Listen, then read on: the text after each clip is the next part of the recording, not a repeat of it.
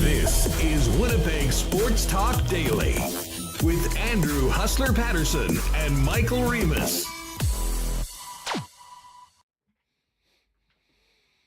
What is going on, folks? It is game day. Welcome to Winnipeg Sports Talk. Jets can clinch a playoff spot tonight at home against the Calgary Flames in front of Winnipeg Jet fans and, of course, the must-win game for WSTers and the WST package. We'll get into that, hear from Rick Bowness and some of the Jets coming up, and have some great talk about the club, having ended the losing streak and looking ahead to these final 7 games and the playoffs with JP Vigier, Ken Wiebe as well. And a little later on, famed FIFA official and, of course, executive director of the Manitoba Soccer Association, Hector Vergara, is going to pop on for one of our Sport Manitoba segments. It takes a community to play. Looking forward to that as well.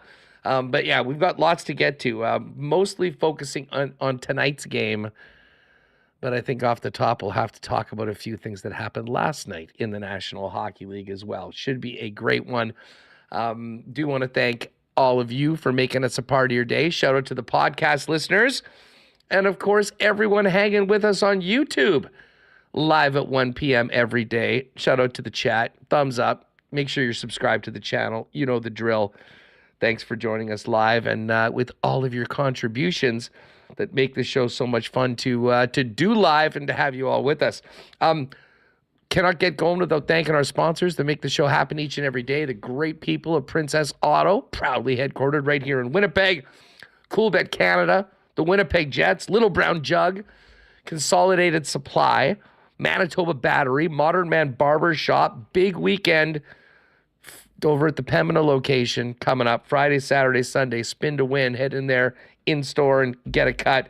Canadian Club, Canada's favorite Canadian whiskey. Wallace & Wallace, F Apparel, Aikens Lake Wilderness Lodge, Boston Pizza, Royal Sports, F Apparel, and Breezy Brand Golf and Country Club. And we will get to a why not question of the day for Not Autocorp over at Waverly and McGillivray. Let's get Remis in here. Rima, how are you feeling tonight? There's a lot on the line, more than just the Jets clinching their playoff spot and booking a ticket to the Stanley Cup playoffs, as you well know. I'm feeling really good. It's WST night. We're 0-3, and the 3 teams we had, they were playoff teams. And everyone knows us. The Jets don't win against playoff teams and just beat up on all those bottom feeders. And who? Not true, but there is a bit of truth to that. That is not true, but that's a criticism people come in our chat and say all the time. Well, looking at the matchup tonight against Calgary, Calgary not in the playoffs, and the Jets big favorites tonight. A money puck has the Jets 68.6% chance to win. I know the Coolbet odds have the Jets as a favorite as well. All signs pointing in favor of Jets winning and clinching the playoffs, having a big champagne party in the locker room. They do that in hockey when they clinch the playoffs. They have a champagne party, right? It's like baseball, isn't it? I don't know where they'll be pulling the goggles out. They pull the goggles? The Oakley sponsored dressing room party afterwards. But, hey, if they do, great, whatever. We've been waiting all season long for a bit of a 316 victory selfie with the WST crew after the game. We were so close in the Edmonton game. We were looking good in Toronto, too, for a while. It didn't happen. Tonight is the night. Tonight is the night for the Jets to clinch their playoff spot, and tonight is the night for WSTers to come together on what will be a perfect night. I mean, listen, if we had to wait this long for a victory picture with the crew, why not let it be on clinching night? It'd be, listen, that's the plan, at least tonight. We all know that's why they play the games, and nothing is guaranteed. But this is a nice spot and a nice opponent for the Winnipeg Jets. I mean, Calgary's traded half their team. Jacob Markstrom's had an amazing season. He's not going to be in net tonight. And I think let's just say the last 2 weeks had gone differently. You might be wondering about, if the record was the same, but they didn't have that slump heading into, the slump breaking win on Monday. You might think that, hey, this is one of those games. It doesn't mean a whole lot. We'll see what we get. This game does mean a lot to the Winnipeg Jets, and we'll hear from Rick Bowness. I mean, it was nice to get a win. You got a big performance from Cole Perfetti and Kyle Connor on the new line. But there's a lot to this team needs to build towards game 83 and a likely meeting with the Colorado Avalanche. A step back after the win against LA, I think would be very problematic for this club. So got to get the win, save the WST pack for next year, and most importantly, book the spot in the playoffs. And hey, this team, for the most part, with the exception of Nino Niederreiter, is healthy. One lineup change, which we'll get to in a minute. And of course, the horse, Connor Hellebuck, back in net tonight. I mean, to me, Remis, the table is set for an awesome, awesome evening with WSTers tonight at Canada Life Center. Yeah, it's Thursday, basically a Friday. The weather's good, and it's been a crazy week of events at Canada Life Center. You had Moose games on the weekend, into a Jets game, into the Noah Khan concert, Chris Stapleton last night. I saw some pictures of a number of Jets taking that in. And tonight, Jets Flames. Tomorrow, another concert, Queens of the Stone Age, and the Moose back on the weekend. So it's a very busy time at Canada Life Center, and it's a festive time, warming up us. We feel the playoffs coming. And the Jets with a big opportunity, a win and a clinch. And they can clinch with a loss and some help. NHLPR putting this one out today. Let me just double check this. If they defeat the Flames in any fashion, they can clinch. Or if they get 1 point versus the Flames and the Blues lose to the Predators in any fashion, or if the Wild lose to the Avalanche in any fashion and the Blues lose. So I think they're going to get there one way or another. Hopefully tonight's the night and you can head on the road having clinched, and we can watch them spray champagne all over each other in the what they put the plastic on the locker room. They're going to do that, right? That's a great question. Does that Why don't they? Why don't they do that? Celebrate the wins. Celebrate them. Teams don't even celebrate winning the conference championship in hockey. It's insane. It's the exact although I will say, like, the baseball is nuts. I mean, they do a champagne party and like making the playoffs, winning a wild card round, winning everything. It's like we've won game 4 of a best of 7 series. Bring out the bottles. Let's go. I don't think that will be the case. But to your point, who cares about all those other options? Win and in, take care of business, and send the fans home happy. I did see, who was it that said, I think it was the Cat in the Hat that was asking if we have won on WST night, is there a curse? No, we have not won, and no, there is no curse. That will be proven tonight. So a lot on the line. I'm looking forward to seeing everybody tonight. As usual, you know where we'll be, section 316. If you have a ticket for a game in your own mini pack or season tickets, or you bought seats for the game, feel free to come by and hang out. Beforehand, we'll be gathered in the hangar bar just outside section 316. And again, got a meeting beforehand. There is early access if you want to go and grab a table as usual. I think people know this already that have the package, but if you do have a WST ticket, you can enter in the second level entrance to the upper bowl just coming out of City Place near the Shark Club. And they'll give you early access if you want to jump in there, grab your beer. I just saw on my phone I got a notification from the Winnipeg Jets that said, thank you for supporting the Winnipeg Jets and Winnipeg Sports Talk. Your drink voucher for tonight's game has been loaded to your account. Awesome. And you know what? While we're talking about this, because it is our last game, I do really want to thank Dorian and the staff at the Jets for putting this together, helping us with it. Obviously, a big sincere thanks to everyone that jumped on it with us at the start of the year. We have had a great time at the games. The only thing that has been missing is a W. Let's make it happen tonight. But thanks to everyone that worked it. And listen, hopefully we had great response for it. People really liked it. Some people missed out, but said they wanted to do it next year. It's all on the line tonight. So we get the win. We move on to the playoffs, and we move on to next season, hopefully doing something like this again with our crew. Yeah, we have to, because the best part of this is the early entry. I walk up that second level, and I'm like embarrassed to go. There's a huge line of people waiting to get in before the gates officially open at 6. And you can go in, I'm like, and I just cut in front of everyone. Like, I almost didn't want to do it the first time. I was so, I don't know, I'm not that kind of guy. And I was like, hey, I'm with the with WST Winnipeg Sports Talk Group. And they're like opening the gate for me. Yeah, come right in. And you walk in and there's no one there because you get the early entry. That is the best part. And the beer voucher, which got loaded. Seeing the Winnipeg Sports Talk logo on the Jets app for the first time. That was really cool. And yeah, getting together with everyone, all the listeners, meeting so many people. That is fun. That's fun to, go in and have this group. The one thing we do need is a win. And that is coming tonight. It has to. It has to. I don't believe. Yeah, I'm not thinking it any other way. Les Thompson, we'll see you tonight. Les, tonight we get the win. Bridget mentions don't wait in line. Just go to the front and show them your early pass. You're good to go. T-Will. Okay, T-Will, this is fair. This is a fair comment. Huss is very selective with his curses. WST curse, fake. Wave curse, real. Obviously, Huss isn't superstitious, just a little stitious.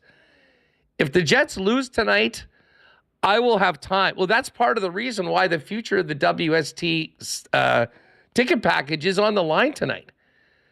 Because if we manage to go 0-4 in a season where the Jets have been as good as they have been and won as much at home, we're going to need to take a long look in the mirror. I am not willing to go there yet because a victory is coming tonight to prove to myself, to you, to all of us that it was just coincidence that we started off 0-3. And in fact, we're turning it around right now. And that is the thing. We need the team to win to remove all possibilities of any sort of WST curse that came along with the package tonight. If it doesn't go that way, be an interesting show tomorrow. I will tell you. Tell you that. Hey Rio, just before we get to the Jets, we have to talk about this, and I will throw the why not question of the day out because I know there are people on both sides of this. Or why not question today for non-auto corporate Waverly and McGillivray? Let us know in the chat. Your thoughts on the first 2 seconds of the Devils and Rangers game. That was a 5-on-5 brawl that we had not seen anything like since John Tortorella lost it in Calgary as the head coach of the Canucks. Yes, what a scene. You knew something was going to go down. Matt Rempe's got kicked out before against the Devils. Didn't want to fight Curtis McDermott. They're all on the ice together. The puck drops, and whoa, 5-on-5. You don't see that too often. All the guys drop on the gloves. Where do I stand on it? I don't know. Sometimes I think fighting in hockey, no other sport has it. I think it's kind of silly. The guys are wearing helmets and visors now. I think you're more likely to break your hand on a guy's helmet than actually connect with someone's face. I don't know, the scripted fighting. I think it's, again, like when Dylan had to fight Darnell Nurse after he hit Corey Perry to the bench. I thought that was kind of dumb. But at the same time, you're like, yeah, fighting, right, Huss? Isn't it awesome watching two guys beat the hell out of each other? And again, you think of like long-term health complications from past fighters as well. So it's hard to get excited about it. But at the same time, it happens, and you're like, yeah, this is so awesome. Fighting, right? There's So nothing that gets the blood boiling like something like that. You know, a good scrap is one thing. A 5-on-5 line brawl off the start of the game is just something that's so.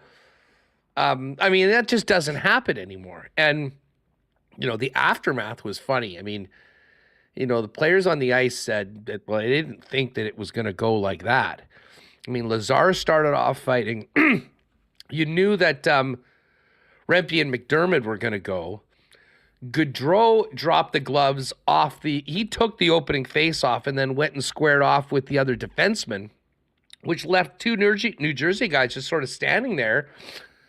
And then the next thing you know, Jacob Trouba and K'Andre Miller are like, all right, I guess it's time. And like Jacob Trouba had a fight in a National Hockey League game that literally was not caught on television. It never happens. You had to see, the only way you could see that fight was if you saw some of the phone shots from the press box or from the stands of a wide shot of everything happening. Because it came in afterwards. They were focused in on Rempe and McDermott. They went back to K'Andre Miller and Marino for a little bit. But other than that, I mean, it didn't happen. And of course, it completely changed the game because 8 of the players, including the starting defensive on both clubs, kicked out. Luke Hughes played almost 33 minutes. Adam Fox and the rest of the Rangers guys, 30 minutes last night. I mean, it was 14-on-14 hockey for 59 minutes and 58 seconds. It was a complete circus. The coaches were going at it. And many will say, and I think Travis Green correctly mentioned, none of that happens if Rempe, after a complete cheap shot well, to many, I mean, getting kicked out on that hit on Bastian in his first game against New Jersey, then refusing to fight McDermott, and then elbowing Siegenthaler on a cheap shot and getting suspended for 4 games. I mean, if that happens to begin with, you're probably not seeing what happened yesterday. But to the point, and I see everyone saying that they loved it, a few people saying it's stupid, and I get it. I don't think anyone was turning away from it last night. I mean, if that started happening all the time in the National Hockey League, probably an issue. But I think that was sort of a Haley's Comet in 2024, but one that people will not be forgetting for a long time. Yeah, we'll be talking about that one. And big fail there by the TNT camera crew was the national game in the U.S. by zooming in on the main event, Rempe versus McDermott, and not doing the wide shot, Huss. So that probably would have been the better option. But thankfully, you know, everyone out there has a camera on their phone, and the wide shot was circulating, and it was an incredible sight, I'm not going to lie. I think Jets Pope wrote in the chat, and I agree. He says, you can agree fighting is dumb and unnecessary most of the time. We'll also agree that it is extremely exciting and fun to watch as a fan. Both can be true. I think I would agree. I would agree with Jets Pope. So it was quite a sight. You don't see that too often, and everyone's talking about it here today. Rempe's still trending on social media. Oh yeah. So and I just finished up the lock shop. By the way, we are printing money in the lock shop. If you're missing the show, you were missing out. WST Partly coming later on today. Dusty, who of course does and calls all the or many of the Western games in the CFL for TSN, a lot of experience doing sports broadcasts. He said, you know what? The producer and the director of that game for sure had no experience ever with anything like that before. Like, you might get a time where there's 2 fights on, but I mean, a massive line brawl right off the top. That was, and I think they also saw that the Rempe one was going down. That was sort of the main event, if you will. So they went in and focused on it. There just simply wasn't enough cameras to get a shot and show everything. So, but I'm sure everyone that wanted to saw it on social media and saw Molly Walker, whoever was in the press box, firing out the wide shot. And we'll see what happens. I'm sure people will be making note of when the Devils and Rangers play to begin next season. And I can pretty much guarantee you it will be underwhelming for those of you that like that stuff compared to what happened yesterday. That was a once in a 10-year, 15-year fight. Oh, yeah, you don't see that again. Last time, I think, was the 2016 Canucks Flames, and you almost had the coaches going in on that one, too. So some bad blood, some big rivals, but I think lost in that fight, it was an awesome game, as you said. It was a 4-3 for the Rangers. They're trying to finish first. The Devils are kind of squeaking in playoffs, probably not going to happen. So it actually was a great game, more competitive than the other early game. That was a national game in Canada. Tampa, who's rolling right now, winning 4-1 over the Leafs. Then we had the late games. It was a couple more games than usual last night on a Wednesday, but everyone still talking about the big 5-on-5. Getting ready for WrestleMania a bit early here in the NHL. You know what? It was hilarious. I mean, the memes that came out afterwards, they said the start of the Rangers-Devils game, it was the 50-man battle royal. Remember that they did? Everyone's in there going at it. And it was a lot of fun. And I mean, we, for any lock shoppers that were in on our parlay yesterday, we needed Rangers in regulation. So they were up 2-0. They gave up 3 in the second. They scored early in the third. It was 3-3. And then, I was sort of nail-biting time in the final 5 minutes. But Chris Kreider, man, the guy is the best around the net. He tipped in a power play. And, I mean, the biggest thing that I'll pull this up just, because I mentioned it and we were talking about it. The ice time of the players last night in that game was crazy. Now, if you forgot, I mean, secondary fights in the NHL after a fight starts come with a game misconduct. So all of those guys got kicked out. That wasn't for it. The penalties in the first period were lengthy, but the game misconducts from the Rangers, Rempe, Gaudreau, Trouba, and Miller. And for the Devils, Marino, Tierney, McDermott, and Kevin Ball. So that left 4 defensemen on both sides to go at it. Like Adam Fox, 29-39. Gustafsson, 29-42. You had Lindgren and Schneider, 27 each. Not sure whether one of the forwards came back and played for a shift or two. And how about this, Remis? Luke Hughes, a rookie in the NHL, in a regulation time game of 60 minutes, played 32 minutes and 49 seconds. Yeah. Guys had to step up, and it's funny if you took any player props or you're playing daily fantasy, you're like, did my guy get kicked out? Oh no, good. Oh, he's going to get more minutes. Great. And look, Luke Hughes, I mean, he's played a nice role with them. He's power play 1, growing as a player. So, wild stuff there yesterday in terms of time on ice. Well, let's get down to business for tonight. We'll hit the Jet locker room in a minute. We kind of laid it out. Jets can clinch with a win. We need a win for WST. And the Calgary Flames coming in. Backup goaltender Dustin Wolf expected to get the start. Coming off a home loss to the Anaheim Ducks. Under 500, already into next year. But our focus is on the Winnipeg Jets. Logan Stanley was on the ice today after missing practice. He is sick. No Adam Lowry today. Expected Hellebuck start, but the addition in is Colin Miller, who hasn't played much lately. It looks like he's going to get in tonight for the Winnipeg Jets. Sounds like Sandberg and Miller will be the third pairing.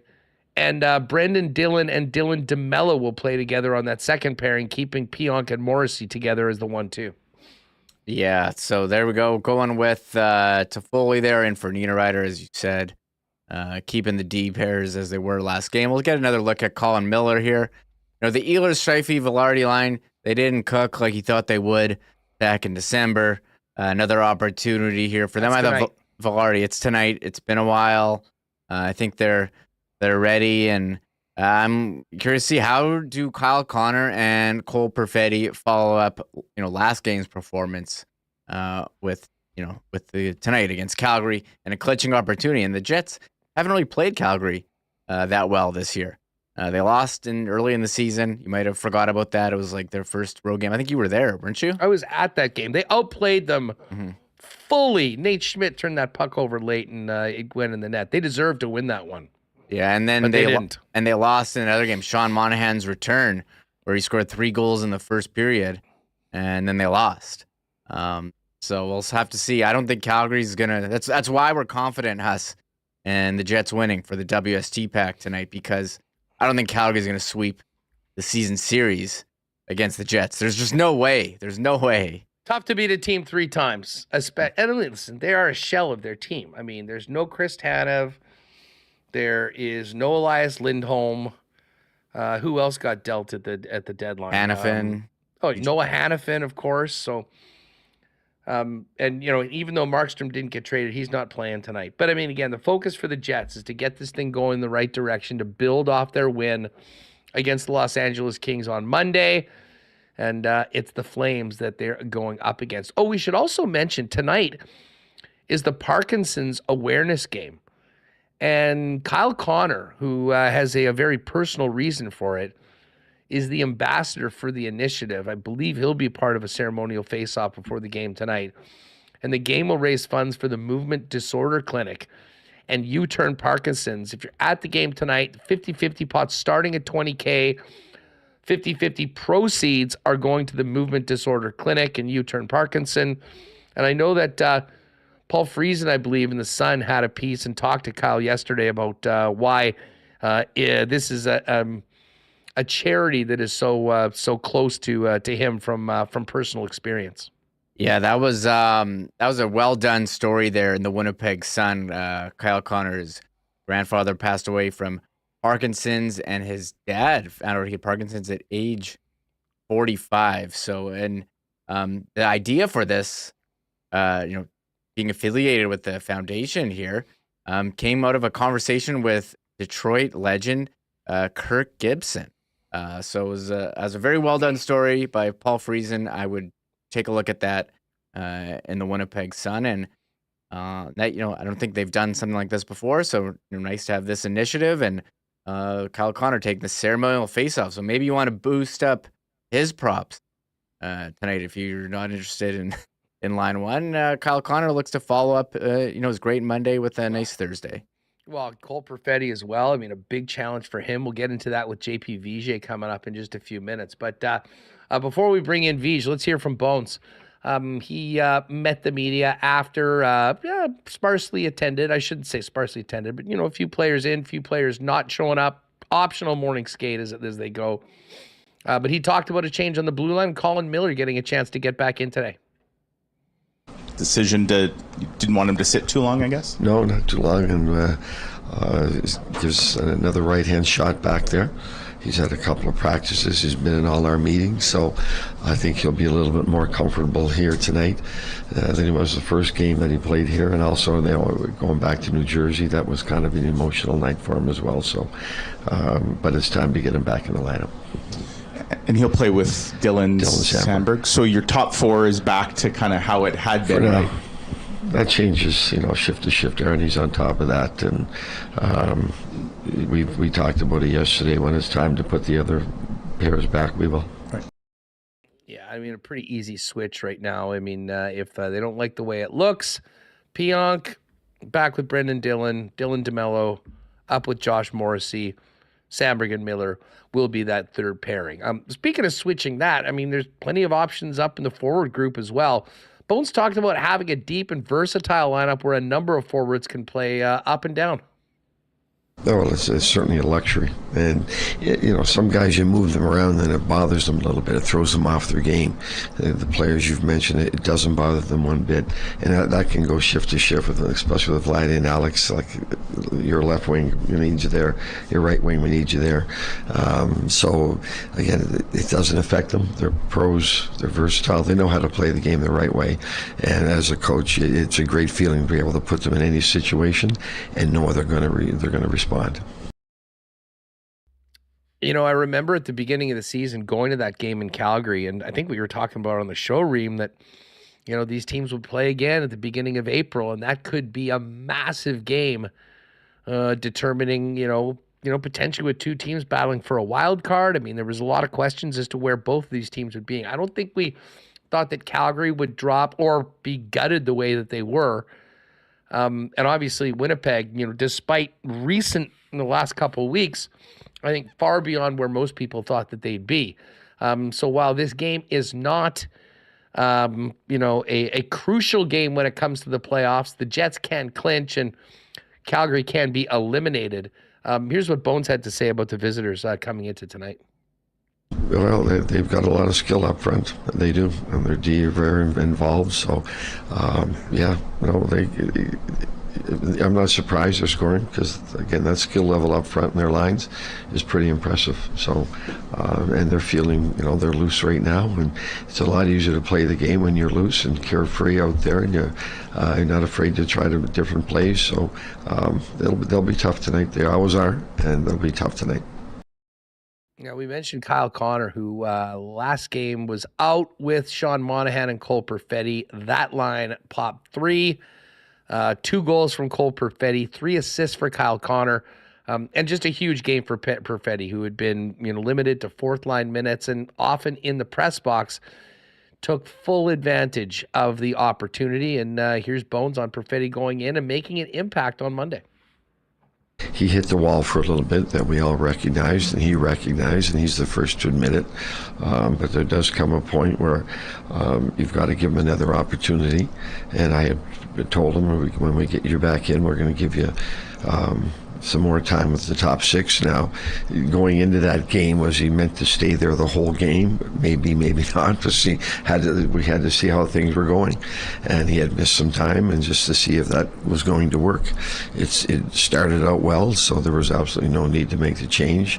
But we know he's got a great hockey IQ, and he's got good hands, good vision, and he was on that night, so it's good to see.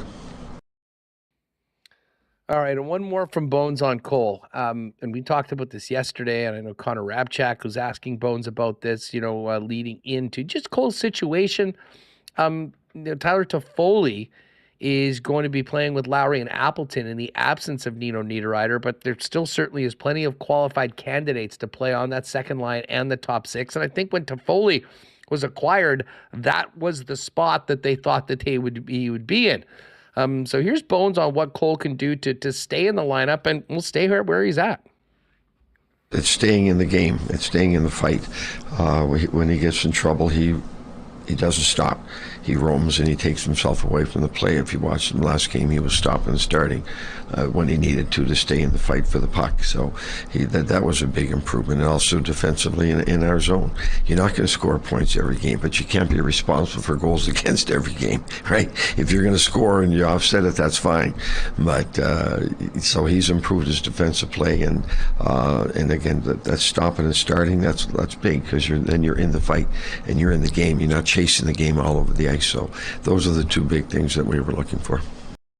All right, so 91 rolling with 23 and 81 tonight on the Jets top line. And, of course, Mark Scheifele in game number 2 reunited with Gabriel Velarde and Nikolai Ehlers on the Winnipeg Jets top line. We're going to chop this all up with JP Vigier coming up in just a second. Do want to thank the gang over at Consolidated Supply, who are ready for spring, ready for this nice weather that's coming this weekend, the snow to be gone, and get working on all those projects as the leaders in irrigation systems and artificial turf for your property here in Winnipeg. They're also the golf cart leaders. New and used golf carts is the exclusive club car dealer in Manitoba, and other great options for your property, including hot tubs and amazing outdoor kitchen options. And, of course, they're also the leaders in small engine parts and repair. So much Consolidated Supply has waiting for you. Pop by and see them at their showroom, open to the public at 1395 Niagara Road East, or find out more online on Consolidated Supply at cte.ca. Donnie and the gang at Manitoba Battery are ready for spring. So much so, they've opened up a second location in town, but the big spring sale is on at both Manitoba Battery locations. And everyone that's really ramping up right now, industrial, like you farmers, construction or landscaping companies, we've got you covered. If you're running half tons, those batteries are available for $75 to $85. Big trucks that need a Group 31 threaded post battery, how about those now on for $80? And we just talked about the golf carts and Consolidated Supply. If you've got one, 6-volt golf cart batteries now only $129.50. There's only one place to get your batteries, shopping local at the best price in town. That's Manitoba Battery. 2 locations to serve you now. Find out more about the spring sale at manitobabattery.com. And as I mentioned right off the top, big weekend coming up at Modern Man Barbershop, Pembina. Of course, there's 8 locations at Modern Man. We've got you covered with great haircuts, beard shaping, shaves, color services, and more. But the Pembina location is doing their first year anniversary. And again, they're just right off of Bishop, standalone location. I'm going to be going in for a cut after the show on Friday. I desperately need it. That's probably why I've been wearing hats so much for the last week and a half. But when you get in there, in store, you'll be able to spin to win, haircuts, some great products and whatnot. You'll see Toby, the cutest dog around that is always hanging around in a Modern Man that makes the great day, and all the great people there as well. So book your look and make an appointment via modernmanbarber.com for any of the 8 locations. But this weekend, Friday through Sunday, first year anniversary special at Modern Man Pembina. And hey, I'm hoping after the game tonight, we'll maybe be hoisting a celebratory Canadian club for a Jets win and the end of the WST slump. Of course, Canadian Club is the official spirit of the Winnipeg Blue Bombers and Winnipeg Sports Talk, and available at all your local Winnipeg Blue Bomber games, and of course, Manitoba liquor marts as well. If you're thinking whiskey, get Canada's best Canadian Club since 1848, the Canadian Club family, available at all of your local Manitoba liquor marts. All right, Ken Wiebe coming up a little later on. Right now, let's welcome in JP Vigier to WST. Vij, it is a pleasure to have you back on the program. One of the few times that you're not on the ice right now. I understand you're quite busy. Yeah, well, busy's good. I mean, business is going the right direction, as you would know, Huss. Just trying to have fun on the ice with some kids and get some work done. Hey, just speaking of fun on the ice last night, did you catch the first 2 seconds of Rangers Devils last night? Yeah, well, it was highly anticipated. We knew something was going to happen. It was going to be, you're going to have no choice. I expected 1-5. But yeah, I don't remember when the last time we've seen that. I've been parts of a couple back in the day, but you don't see that in today's hockey. And even better, the coaches are going after each other while that's going down. So I'm not sure what Peter Laviolette's thinking. He's got his thumb on it. I don't know why he's going after Travis Green, because he's second guy to put his starting lineup in. So he okayed this. No one backed down. Yeah, I think when we saw Rempe out there on the opening bell, everyone knew what was happening. Well, especially considering, I mean, the guy had been kicked out of both games earlier against Jersey and had not taken McDermott's challenge to fight. I mean, I kind of agree. Well, I'm not a huge fighting proponent, but if something happens in the last game with Rempe and McDermott, we probably don't have that. But I just have to ask you, you've played in the league before. You're in the room before a game like that, or you're coming out, you're seeing what's happening. Did the rest of the guys on the ice, apparently they said that nobody thought that it was going to go down the way that it is. I mean, how does it get to that point? And as a player, whether you're on the bench or on the ice, what are those 30 seconds like before the puck drops and all hell breaks loose? Oh, well, it's exciting, man. The juices get flowing pretty quick, I won't lie. But, okay, you know the first one's going on, right? And then some of the other guys are going to spark the whole conversation. And then when it gets to 2, it gets to 3, everyone's like, well, I'm not being left out of the dance. So I think it's quite exciting. It sets the tempo. That's probably one of the most intense games we've seen all year through the National Hockey League. I'm not saying you got to fight.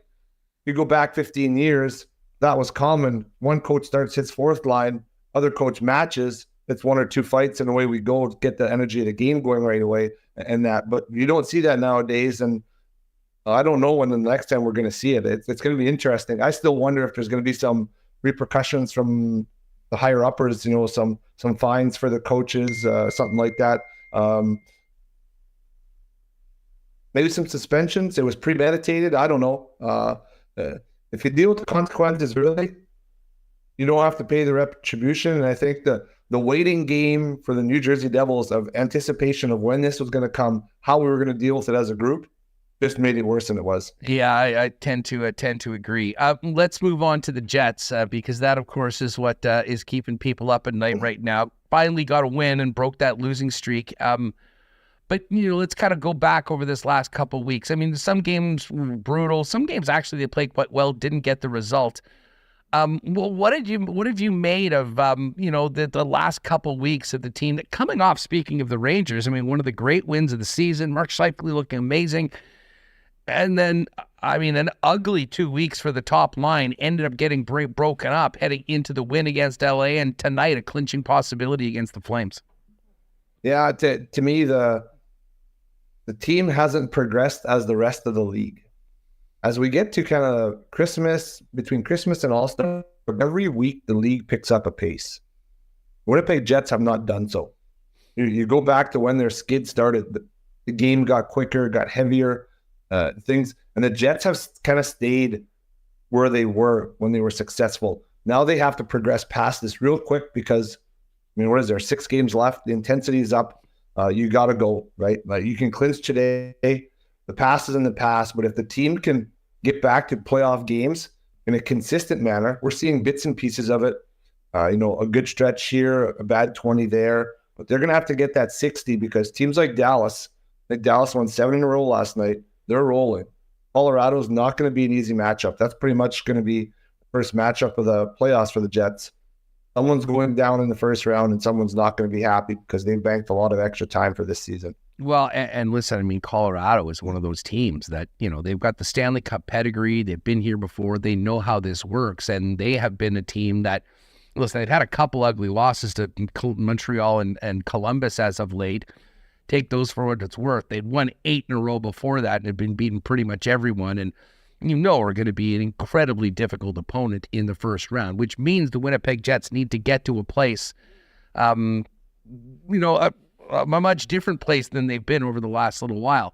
Yeah, to me, a more consistent place, right? Like, the details of the game have evaded them, but I think it's from the pace of play.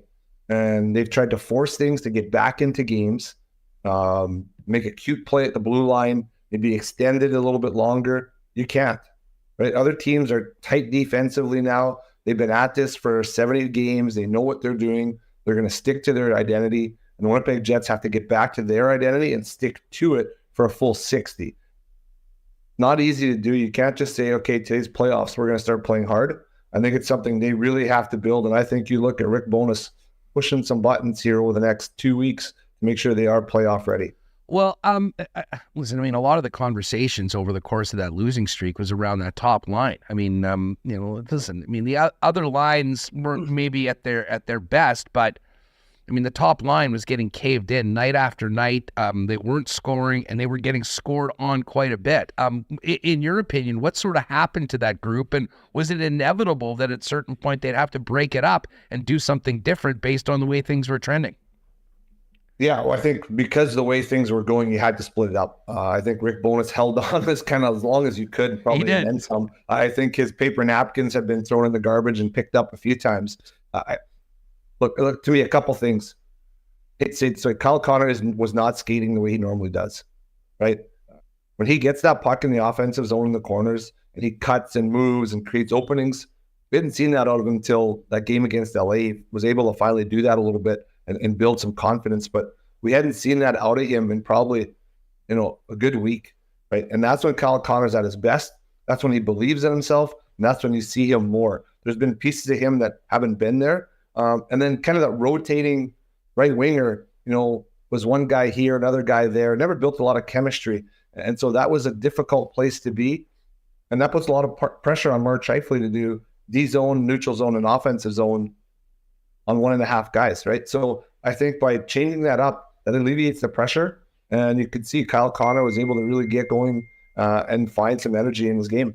Well, and Connor is such a dynamic player, but to your point, if you're a half step up or slightly less engaged, all of a sudden you can very quickly, and it happens to the best, you can become a liability. And at times it seemed like it was in the defensive zone. But I do want to ask you specifically about him, and you mentioned his game against LA, playing with Monahan and Perfetti, who we'll get to in a minute. It seemed like he answered that challenge, and if you want to call it a demotion, exactly the way that you would want. Yeah, I mean, good on him, right?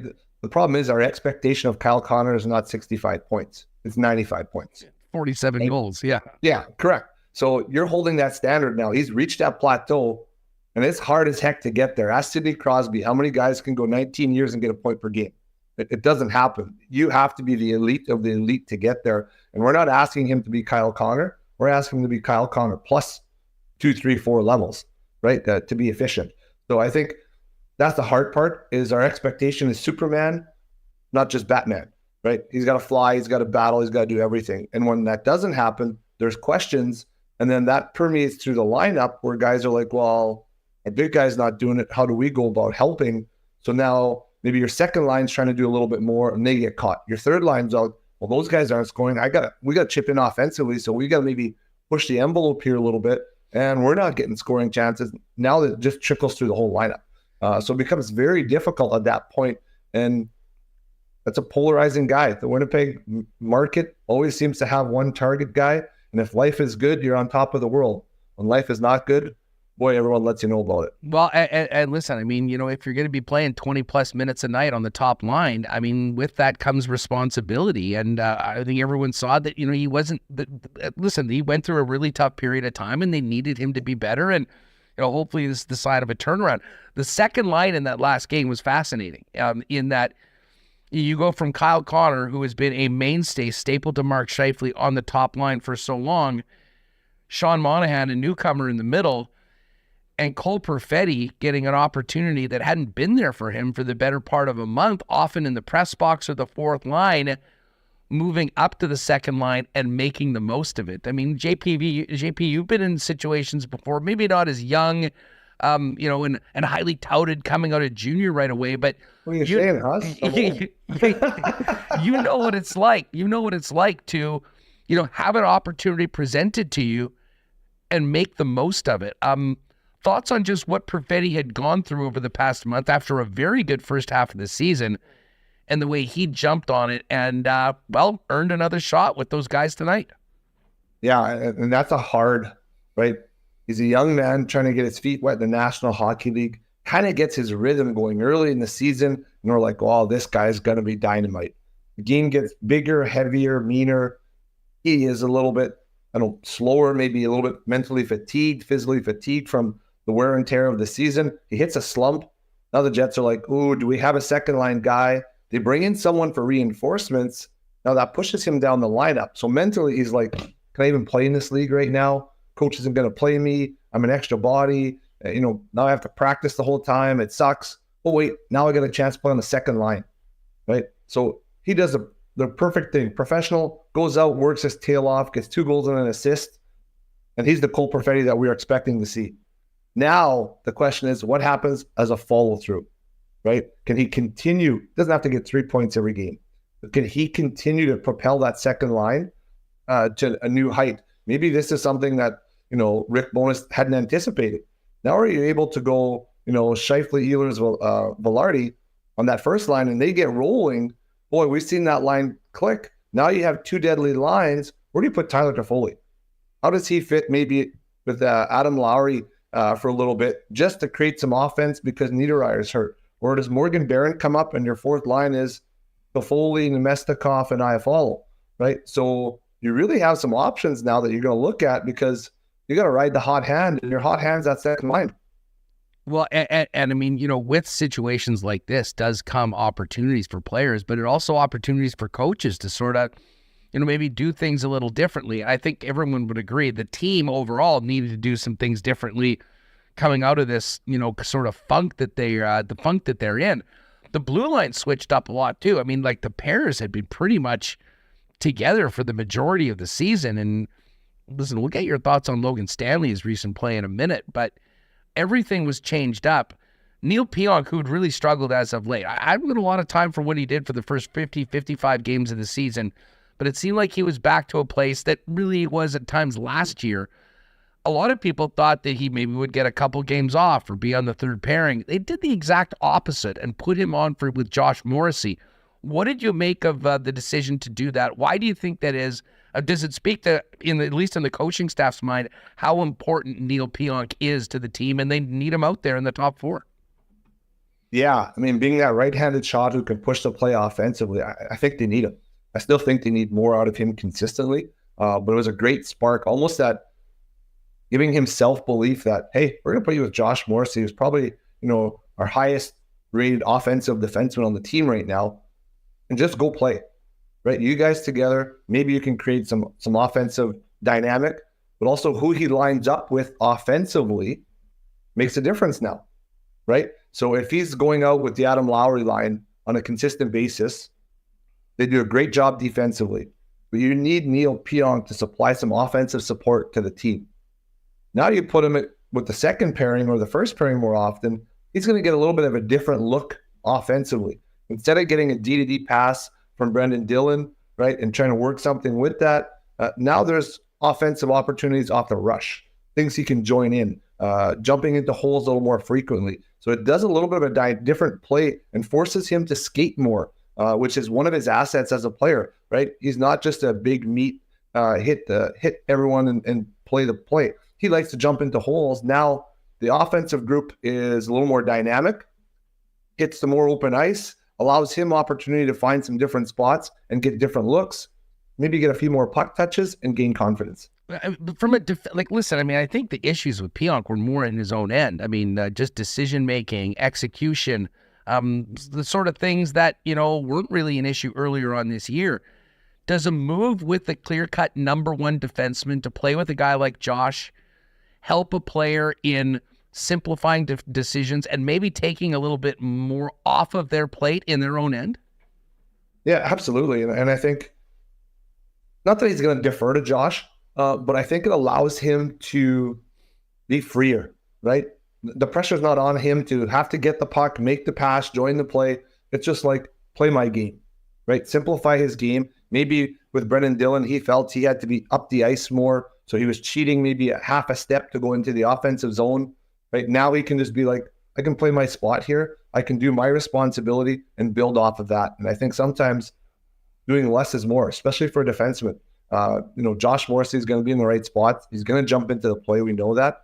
But it allows Pionk to be simple and quick in his decisions and his reads, which might be the simplest thing to help him get back to where he was. Vij, I said this yesterday on the program. I mean, if you'd asked me about Logan Stanley's spot, within the club a month or a month and a half ago, I would have said 7th, 8th defenseman. I mean, probably he's not going to play unless someone's hurt in the playoffs. And I mean, that's basically been the way it's been all season long. I'm not so sure anymore.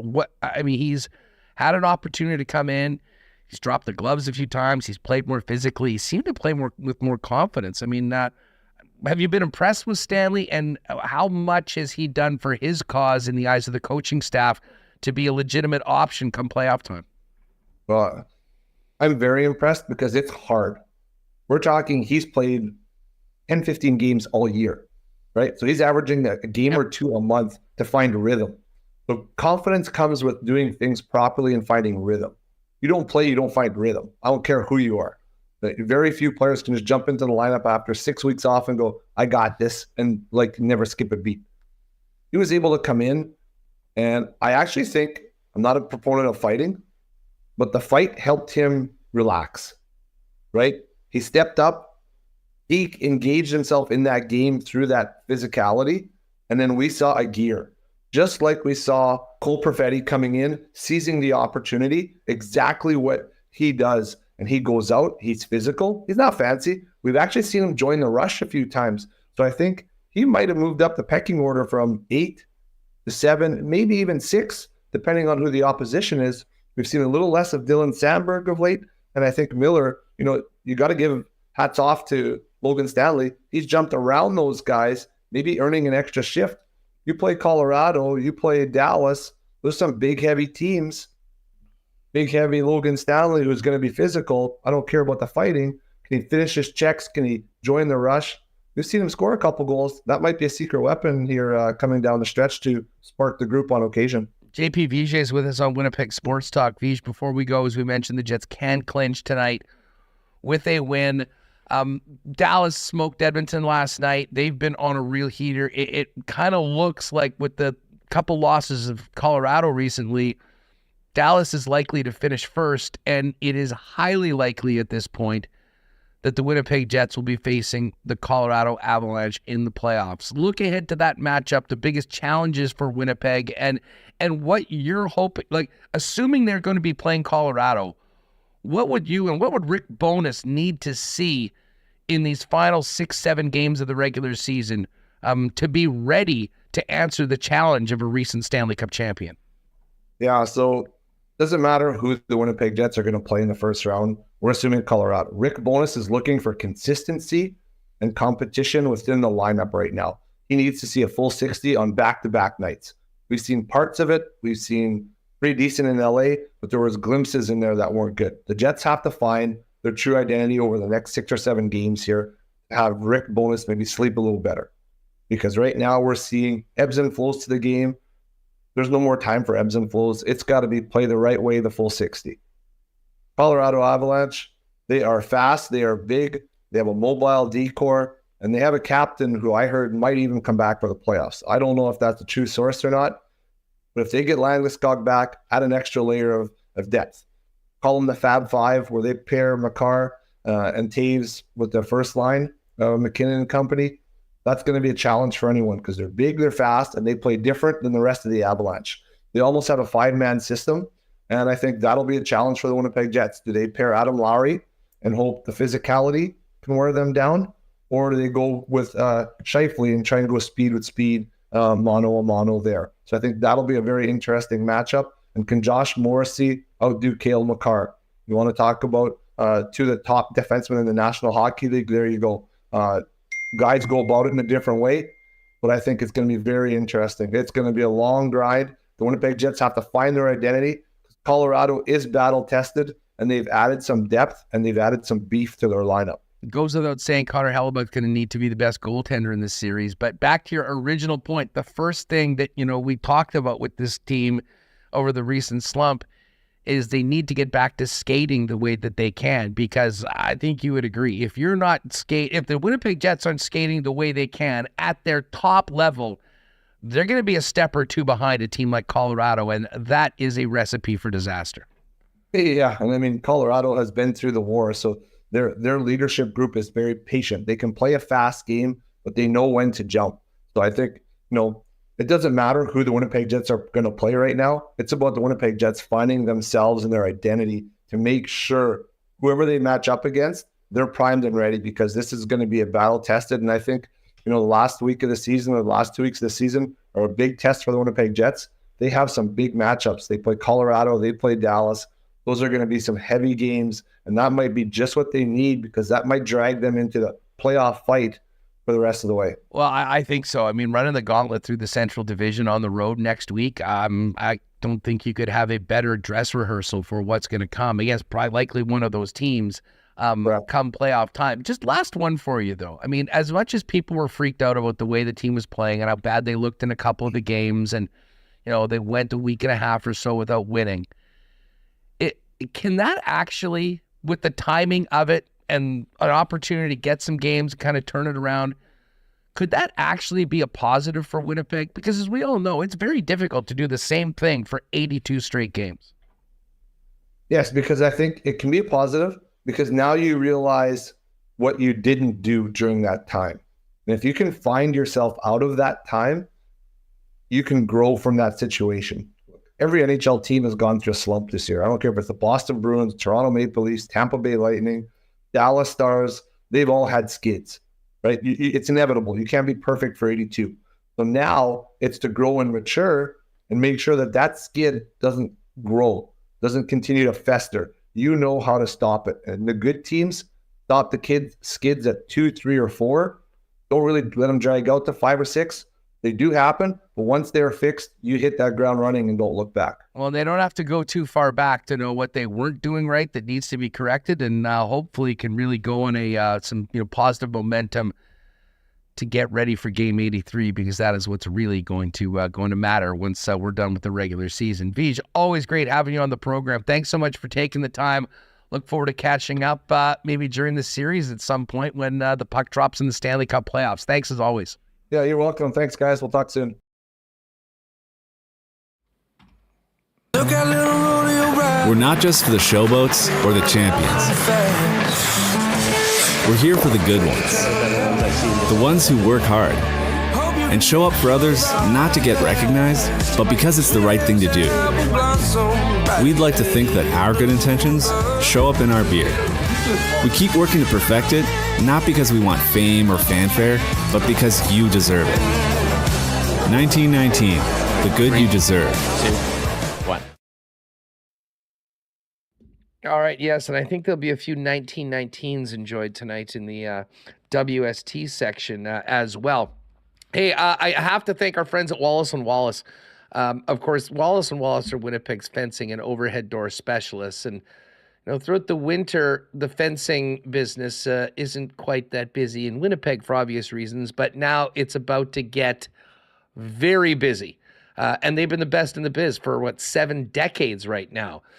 The bottom line is, folks, if you're thinking about a new fence this summer, Wallace & Wallace should be your first call at 452-2700.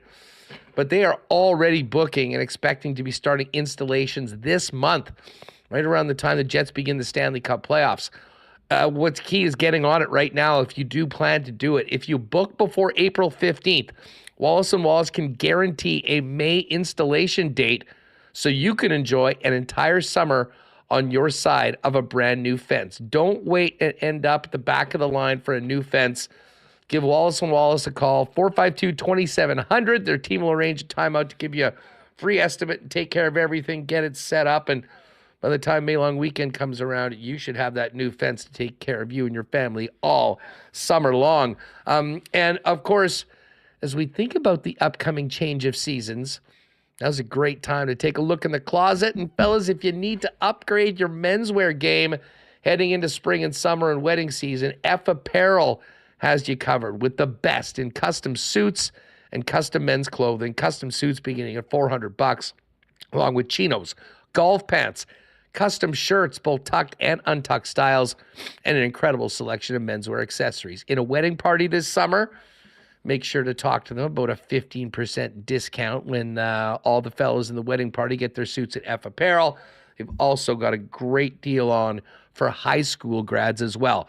Find out more online and book an appointment at that's EPHapparel.com, and pop down and see the gang at 190 Smith Street. And one other great thing about the change of the seasons is we're that much closer to getting out on the water and fishing season.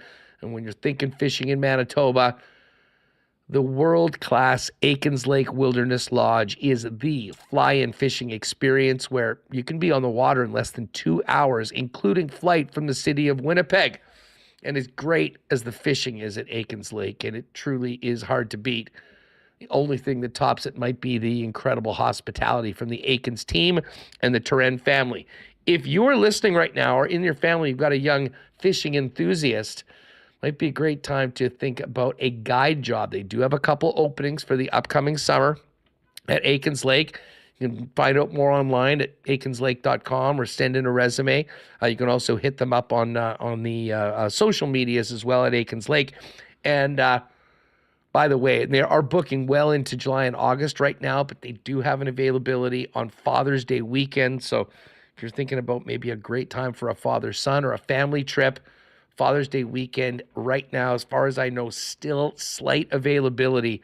Otherwise, it's a little later on this summer. But find out more online, aikenslake.com. All right, let's head down to the rink and welcome in Ken Wiebe of the Winnipeg Free Press and Kenny and Rennie fame. Kenneth, how are you today? It is wonderful to have you back on the show. Great to be with you, Andrew. How's it going over there, my man? Big trip coming up, big roadie. Yes, I'll look forward to seeing you next week in Music City. We're already making WrestleMania plans for Sunday night. Should be fun. Well, you know what? It's going well. And I think that, as you know, I mean, you got the pretty good pulse of the fan base. That was a much-needed win on Monday night. Now, WST, we also need a win tonight. This might be the biggest game of the season to prevent people from running with a WST curse narrative. Oh, as we're 0-3 on the WST pack. So we have to have this one tonight. But on top of it, the Jets can officially clinch their playoff spot heading into, the next 6 games and get ready for a likely matchup with the Colorado Avalanche. Yeah, certainly looking more and more like the Avalanche will be the first round opponent. I guess now if you're the Jets, you want to try to hone in on whether you can make up some ground in that chase for second spot and home ice advantage.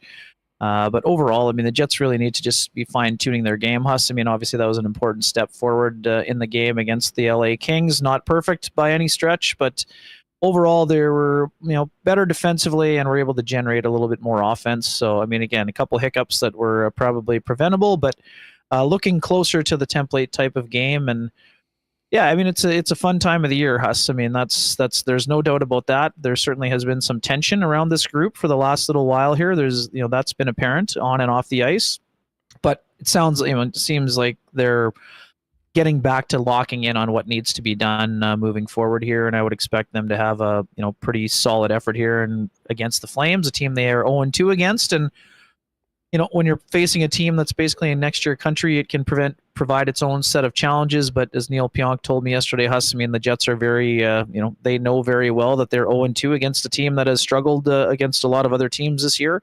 And they don't want to get swept by this Flames team. They know that they would like to lock things down in terms of a playoff spot. And they want to be playing their best hockey. And you can't be playing your best hockey if you're, taking, 1 step forward, 2 steps back, the way that they had been at times during that 6-game losing skid. Yeah, no doubt. And listen, you bring up Neil Pionk. Why don't we start with him? And I know Bones said, especially with the way things are set up tonight, with Colin Miller coming in to play with Dylan Sandberg, that in all likelihood, an easy switch back to Pionk, Dylan, and no. They're starting Pionk with Morrissey still. That's what I mean. A switch to Pionk and Dylan. I mean, you could very easily just swap Dylan DeMello and Neil Pionk, and you'd be back to the top 4 as we've normally seen. But it will be Pionk with Morrissey and DeMello with Dylan. I just wanted to get your insight as to, what do you think they were thinking of moving? Because Pionk had been struggling. Everyone had seen it. The thoughts behind moving him with Morrissey. And do you think that will continue for a while, or will they just gradually go back to the 2 pairings that, had been basically the mainstay of the top 4 all season long? Yeah, I mean, it's a great set of questions, Huss, to be honest. It wouldn't have been your first choice based on level of play going into that game. But I actually thought that Neil Pionk was moving his feet a little bit better on Monday as compared to the sort of issues that he had been having defensively, especially in the games leading up to that. I would say it was just something, it's very odd. I mean, in talking with Brendan Dillon, I mean, he said it today during the scrum, Huss. I mean, he haven't really had a lot of scenarios over the course of his career where he's played with the same partner essentially every game for, almost 70 games worth, Huss. So it was odd to go to a shift in the pairings at this stage of the season. And, even going for further, like I asked Rick Bowness flat out about Colin Miller yesterday, and he said he would be an option, but I don't understand what you would want him to feel more comfortable. I don't know. Maybe he'd already told him yesterday that he was playing, but it just seemed kind of an odd way to handle the situation. I mean, whether or not Colin Miller is in the lineup for the Jets, I don't think is going to affect the preparation of the Calgary Flames. So it was just a little bit out of, off script or out of character for Rick to kind of be a little bit guarded. But we also know it's that time of year. So in terms of the pairings, do I think that Pionk and Morrissey are going to stay together for game 1 of the playoffs? I don't personally. We know that Dylan DeMello and Josh Morrissey have great chemistry together. Not that Neil Pionk and Josh Morrissey can't have some chemistry, but I just think it's more likely that you're going to see the quote-unquote regular pairings. Now, what that means for the third pairing here remains to be seen. I thought that Dylan Sandberg did a really nice job, Huss, in getting bumped up to the shutdown pairing with Dylan DeMello the other night. He played 21 minutes, I believe. And for a guy who had been in and out of the lineup a little bit more than any of us would have expected, I thought that he did a really good job with the elevated minutes personally. I'm a bit surprised that they are, moving the pairings around a bit, but I'm also not surprised because Dylan DeMello and Brendan Dillon go back to a pairing in San Jose way back when they were both, a couple organizations ago. So I could see the potential for that pairing also. It's a good opportunity for Colin Miller, but again, like we've said before, Huss, it's not a referendum every game on if Colin Miller plays great today, it doesn't mean he's in game one, right? I mean, Nate Schmidt's got this big body of work where he's played really well in that third pairing as well. So he's definitely not out of the mix based on one game or however, the coaching staff sees it. But what we are going to see, Huss, down the stretch here is that I expect the Jets will be using their game one lineup with a little bit more regularity now that they got out of the busiest stretch of the season for them with the 17 and 31. So what that means in the big picture and for pairings, I think, is sort of still remains to be seen. But I mean, I would expect that come game one, it's going to be Dylan DeMello and Josh Morrissey, and some of the other pairings will be dictated by matchups and opponent, I would imagine. When we're talking about the depth of the defense core, I think we know most of the guys tonight are going to be in there in game one. The guy that's probably helped himself the most over the last month, in my opinion, is Logan Stanley. And I didn't think that we'd be saying that 6 weeks ago, but fair. I still kind of feel like Miller is the 8, Stanley is the 7, but the 6 that we've seen most of the time. I think if I had to bet who's going to be out there in game number 1, I think it's probably the guys we've seen all year long. But I mean, where are you on that? And how much, in your opinion, has Stanley helped his cause to potentially be a guy that plays in a series? Yeah, I mean, Logan Stanley, had a couple of strong games in a row, and that's something that we talked about a lot, Huss. I mean, when he's come back into the lineup, he's done a nice job of making an impact, but he hadn't really been able to stack games on top of one another as well as maybe he would have liked to earlier in the year. I would say that he's brought a physical presence, and I don't mean just the fighting element, which, in the playoffs is not going to be as big a factor, but it's more to me about how he's been able to move his feet and get involved in the rush and use his skating ability and closing on opponents. And I would say the one thing working for Logan Stanley is that he did a nice job in the penalty kill as well, Huss. I mean, we know that's been an area that's struggled for the Jets of late, and not just of late, throughout the good chunk of the entire season. And, his ability to clear the front of the net and clear pucks, I would say, is something that could help him and bolster his cause. I'm not even sure if it's a 7 or 8 situation anymore, Huss. I would say it like this. I would say that Colin Miller is probably going to be going in if Nate Schmidt needs a break, or Logan Stanley could be going in on the left side. I don't think the Jets are going to be, experimenting with Dylan Samberg on the right side, even though, he was fine there. It's not his preferred spot. So I would say that if the Jets need a right shot D, it will be Colin Miller going in, and it'll be Logan Stanley going in if it's a left shot D that they're looking for a little bit of a change, and not just change in direction or style of play. And I think it could be more dictated to the opponent rather than how things are going for the Jets themselves. But they expect to need to use all of them, Huss, which is why they're trying to get them some more. It's a really fine line now, Huss, right? With just the 7 games left, you want to keep all those guys fresh, but you also want to have people playing with their regular partner going into the playoffs, because once the playoffs start, you don't want to be having to experiment, and you may have to adjust because of injury or something else, but you want to have some continuity and consistency, and that's what the Jets have had throughout the course of the year. So I don't expect them to all of a sudden be throwing the pairings in the blender and going from there. But yeah, back to the original question, Logan Stanley has definitely helped himself. I mean, has he helped himself enough to overtake someone who is in the 6th spot right now? I'm not sure. I don't think he's quite there yet, but he's given the coaches something to think about. And that's now going to be up to Colin Miller to do the exact same thing when he makes his way back into the lineup today against the Flames, because that's the same thing for him. I mean, he hasn't been here very long. I mean, he hasn't gotten into a lot of action.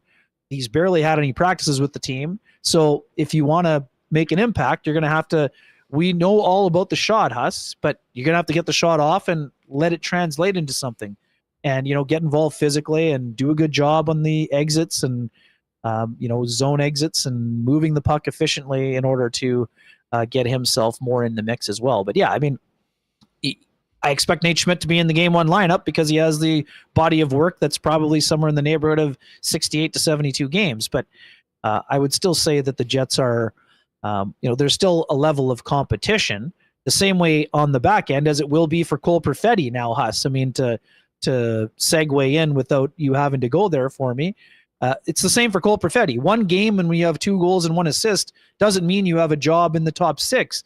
What it does mean is that he has another opportunity to show that he deserves more top 6 minutes, and now it's up to him to show that it's more than just one game. Yeah, you know, just before we get into Perfetti and the forward lines and whatnot for tonight, Sure. Just back with the defense for one more, not necessarily the blue line. I guess I will say this. I think probably a likely matchup against the Avalanche is probably less positive for Stan being in. I mean, I think maybe that matchup against Dallas might be more conducive to a Stanley. I would say that's fair, yeah. To start. But I actually want to talk about the goaltending. And, well, goaltending as much. I mean, we're going to see how things shake out. If the team clinches tonight, and it's very clear that they're probably playing Colorado, going into tonight's game, the Jets will make up their game against the Florida Panthers, but they've got a 6-game cushion in the Jennings race. 6-goal, yeah. A 6-goal, I should say. So, but whatever they give up tonight, take that away from 6. That'll be their lead. Sure. How important do you think that is to the organization, the coaching staff, the goaltenders, the team overall? Or is that just something that we sort of look at and talk about, and it's cool for fans to see? Like, I don't know. Like, I think that particularly what Rick Bowness was trying to instill in this team from the get-go, I think that would be something focusing on, frankly, would help prepare them for the playoffs as well. Where are you on all of that Jennings talk and the level of importance of it based on where they are and the likelihood of playing Colorado? Yeah, I mean, I would put it this way, Huss. I don't think it's as important for what it means on the back of a hockey card or, you know, getting the recognition on the trophy as much as it is a reminder of what has made the Jets successful this season, Huss, right? I mean, I think that's kind of what you were getting at. Does it matter to the goalies? I've asked both of them, you know, individually. I do think it's something that they would like to, you know, it's not their primary focus. They want to be sharp going into the playoffs, same thing. But yes, I mean, when the goalie's playing well, the goals against numbers are low, right? I mean, that's been the whole deal. And this has been a team effort throughout the course of the year. Have they had a little bit of a hiccup and a slip down the stretch? Absolutely they have, in terms of team defense and what they're giving up. But I think it's more important in how they want to be playing and how they want to be feeling about themselves as a team, not necessarily as individual goaltenders. But I mean, anytime you can lead that category, it says a lot about a couple things, Huss. A, about the starting goalie, who in this case is an absolute workhorse. B, it says a lot about the confidence in the backup, because we know Laurent Brossoit is not just a regular backup. This is a guy who could be starting for some teams around the National Hockey League and for surely be in a tandem scenario in most of the other ones. C, it means the commitment level. Plus, if I had told you before Rick Bowness was hired that the Jets would win a Jennings trophy within 2 years, you would have told me I was flat out of my mind based on the commitment level towards team defense the Jets have shown in the last several seasons. True. So, right? So on that front, I think it's important as well. It's a reminder to the Jets about what has made them successful. And yes, their 5-on-5 game has slipped a bit down the stretch, but so is their special teams. They haven't bailed them out enough times. But the goaltending has been really good. And Huss, for the first 60 games, we talked about how the Jets had made life so much easier on their goalies this year. We're not saying that very often anymore, right? I mean, that's the part that if you're a member of the coaching staff or the fan base or whoever, that is what might have your antenna up. The fact that the Jets have sort of slipped. There's been a little bit of erosion when it comes to the commitment level and in terms of what they've been giving up in terms of quality chances against. So that's my long-winded way of saying I think it is a secondary thing for the Jets during the last 7 games, but in order for them to get their game sharpened up to where they want it to be come game 83 and game 1, if they don't win it, it's going to have a lot of red flags attached to it in a lot of regards for me, just in terms of we know they're the quality of opponent that they're going to be playing down the stretch. Beyond, you know, with all due respect to the Flames, they're not in that same bracket as, you know, Colorado and Dallas, who they're going to be playing on this next road trip, along with Minnesota and Nashville. So I would say it's important on that front as well. Anytime you can get yourself a piece of silverware and hardware, it's important for an organization. But much like us, we've been talking about, you know, about the year when they were chasing the President's Trophy banner only matters because it means you had a good regular season. The Jennings gets the Jets nothing when it gives them no advantage come the playoffs, except it will allow them to be reminded that their commitment to defense is what helped make them a really solid team throughout the course of the year. Let's say that the Jets win tonight and the Avalanche do as well. And there's 6 games left. There's 4 points between the two teams. Obviously, our conversation of the Jennings, I'm sure, will have some impact, but you want to have Connor Hellebuyck ready to go, feeling as good as possible for game number 1 of the postseason. Yep. This is a huge trip. I mean, it's a great way to test yourself and to ramp up going through the Central Division. How do you think they handle the goalie starts for those remaining 6 games? Yeah, I think it's going to be a 5-2 split. Maybe I could see the potential for a third Brisebois start, depending on how Hellebuyck's feeling personally. But I'm going to tell you right now, I'm expecting, going into last week, Huss, I think I told you I expected it to be closer to 58 or 59 for Hellebuyck. I'll be surprised if he doesn't hit the 60 start mark now, just based on what we're seeing in front of our eyes. And also from that conversation with, I was involved in that conversation with Paul Edmonds and Scott Billick surrounding the 500th NHL game, Huss. And Connor Hellebuyck said flat out that, he's super happy for Laurent Brossoit and he loves how he's been playing and he's his number 1 fan. But it's all about rhythm for him. And for me, I think I don't know if it's a magic number of 60, Huss, but it feels to me like he feels like he needs the work going in. It's not going to be yeah, you know what? You take 3, I'll take 3, and we'll be good to go. I'm not saying that can't happen after today. I'm saying that the only chance that Laurent Brossoit gets on the Jennings Trophy is if they have a couple of relief appearances during that stretch of 5 starts for Hellebuyck, whether it's a TV timeout or, Hellebuyck needs some work done on his skate or, whatever it's going to take here. Give me a minute for this glove to get tied. I'll be right back. Exactly. And now, again, are the Jets going to be in a scenario where they feel comfortable enough to do that within the confines of a game? Now, again, that remains to be seen. But I'm certainly not ready to rule it out yet. But it also, I don't see it as a priority for them. But I do think it means something to both the team and the goalies in question. I'm just going to put it out here right now, Huss. The rule needs to be changed. Like, this isn't a guy who is going to get on the trophy because he had 6 starts. The importance of Laurent Brossoit to this team in an age where a tandem is almost the norm and not the exception, getting 20 plus starts and it's going to finish around 22, 23 appearances, that should not preclude you from being on the trophy. I think that notion would be absurd to me.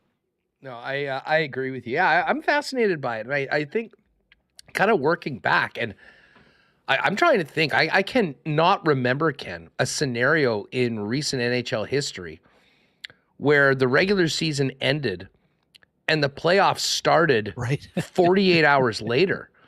But that gets me thinking, like, originally I thought, well, Hellebuyck will probably play the last game.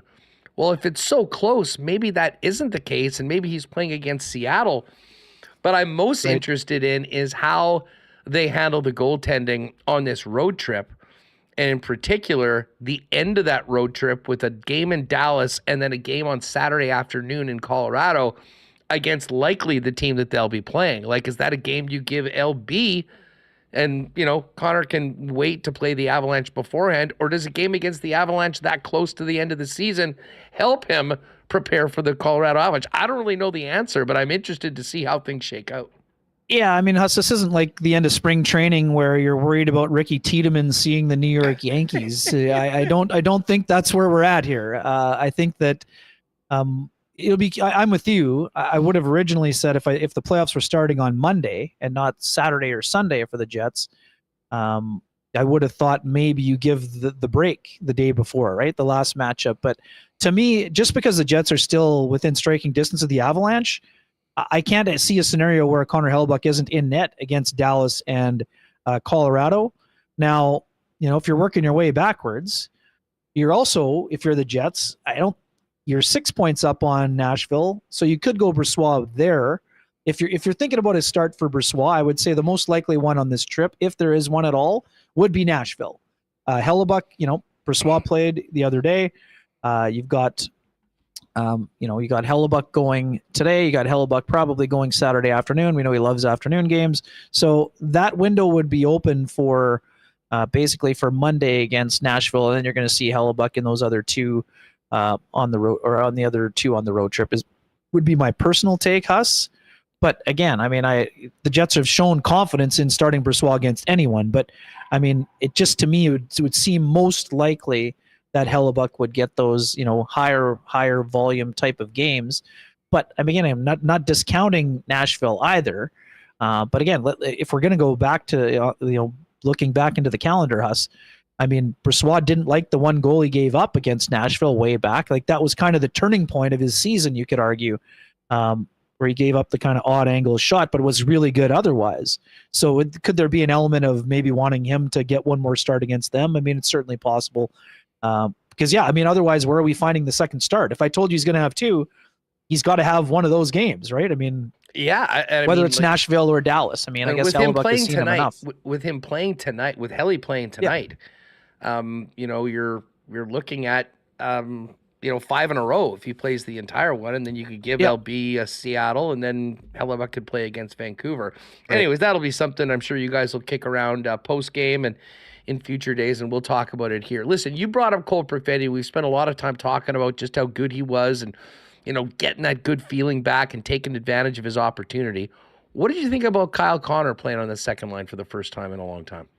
Yeah, I mean, I liked his game a lot more. I thought he was way more involved, Huss, in the offensive zone. I also liked his defensive effort. I know some people are always going to crush him no matter what he does on either end of the ice. But, I mean, I saw effort. I saw effort on the back pressure. I saw effort on the forward check. I saw effort on the back check. But most importantly, I saw Kyle showing his creativity, and that's something that he hadn't been getting as involved offensively, Huss, in the last little while here. And that's a problem for the Jets because he is their most dangerous goal scorer, and he needs to be involved offensively. I thought there was some chemistry there for sure. I mean, the pass that he makes to Cole Perfetti before the Josh Morrissey goal is high end. The play that he makes, the cutback he makes to get Josh Morrissey the puck on his bank shot off of Monahan's skate, that's a high-end play. And I just found him to be a lot more involved, skating a lot better. I mean, this guy's incredibly fast, incredibly creative, and a prolific scorer. So I thought he was involved in all elements of the game. And that's exactly how he needed to respond. I mean, whether they keep them together or not, Huss, I mean, that will be dictated by how they play down the stretch here. But I thought it was an important first step. And I thought that we talk about the hockey mind of Cole Perfetti a lot. And I thought that Cole did a great job on that line, being involved and being effective. Now, again, we also know that they flew the zone on one of the goals. It wasn't good. And another one of the plays, I thought Neil Pionk kind of had a blind rim, which kind of led to some more zone time and a goal eventually. But again, once they got scored on, they came right back. And to me, that's as important as, how do you respond to giving up a goal? You're going to score. Those guys are offensive guys. They're going to score. How do you respond when you give something up? And that I liked what I saw on that front from those guys.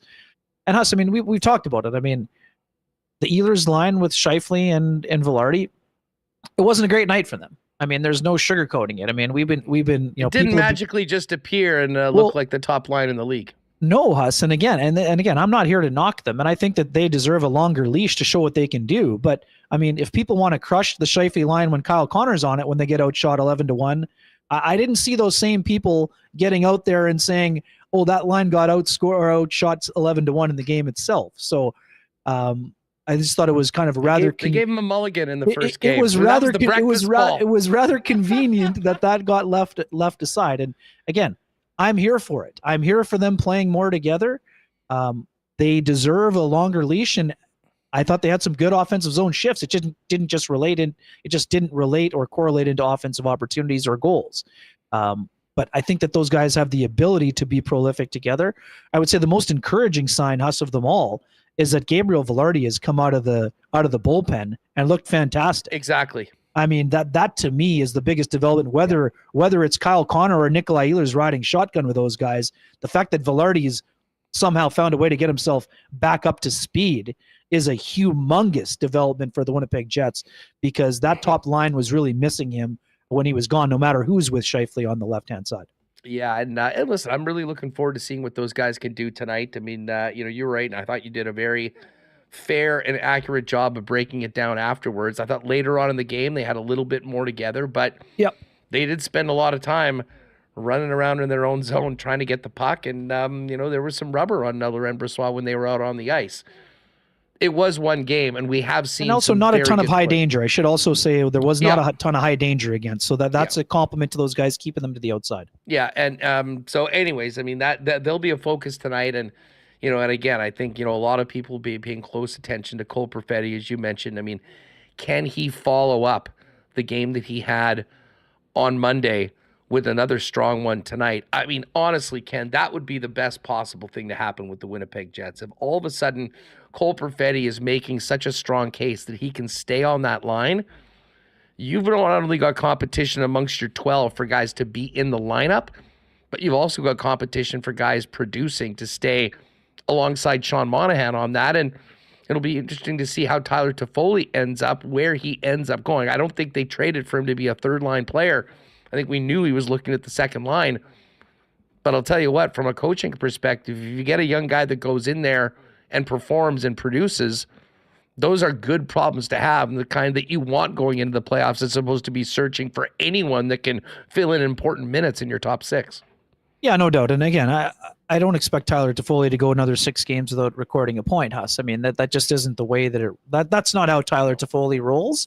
But yeah, I mean, if you were brought in to be a primary scorer and you find yourself on the checking line, but again, this isn't just a guy who's a one-way player, Huss. I mean, this is a guy who's killed penalties at the NHL level. He's a diligent checker. He can play with those guys, and he also brings a little, Nino Niederreiter is a consistent 20-goal guy. Tyler's had 30 goals this year, so he brings another element to that line right now. Maybe a little bit more of the high slot goal than the blue paint special, but he's also not afraid to get involved in those heavy areas. So, but it's also important for Cole because yes, you want to show that if the opportunity arises, you are going to be an option for them in the top 6 as well. Again, I expect Tyler Toffoli to be back in the top 6 before long, Huss, but I also do think that he brings a good element to that third. We're talking about balance all year long. If the Jets can stretch out that balance through their top 3 and 4 lines, it's going to be a benefit to them in the long term. Kenny, great stuff. Looking forward to you and the truth teller to fire it up this evening after the end of this 5-game homestand, and look forward to seeing you at some point on the road. Yeah, always a pleasure, Huss. We got to get the bowler, the bowling guy meme for Sean with the "I am the national media." Oh, I am the national media. That tremendous. Listen, of all the hilarious things that have come out of your partner's mouth, that one. Tremendous. That one is definitely in the Rennie Power poll over the year. All-timer. That might be number one. It might be number one. Tell him to get a grip. You need to, read him in a little bit. Need to get some sort of override button or something. I can only do so much, Huss. I can only do so much. I know. Well, you need to start the stream and be in control. He would not go for that, though. There's no way. Anyways, we'll look forward to what you have to say when he eventually lets you into the room later on Travel tonight smoothly, once my things man. get going. You got to take it Enjoy easy. the There's game. Ken Wiebe at the Winnipeg Free Press, KNR after the game tonight. Of course, IC right after the game over on the Illegal Curve channel.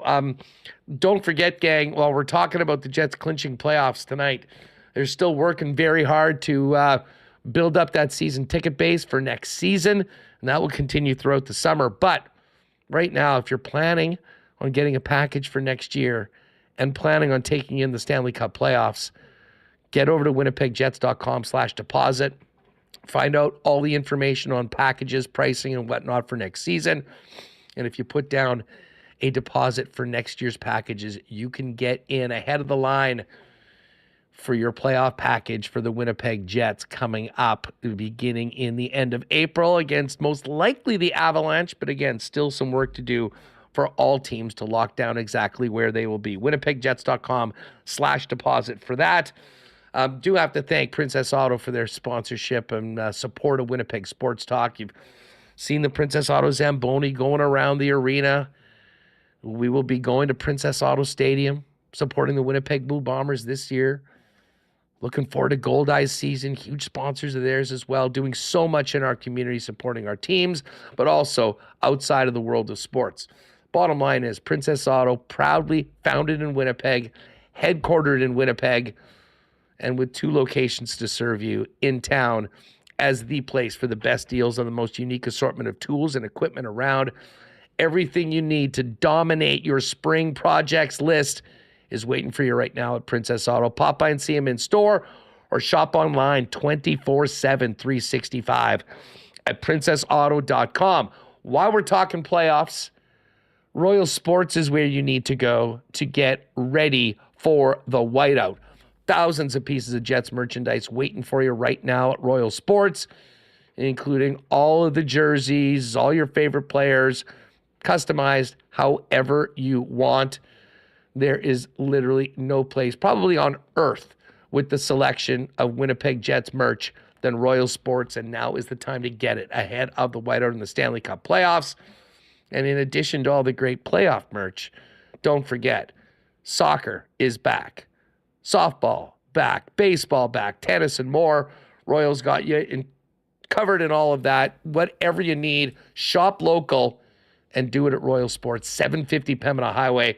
And don't forget to follow them on Instagram at Royal Sports Pembina for the latest merchandise drops and sale information.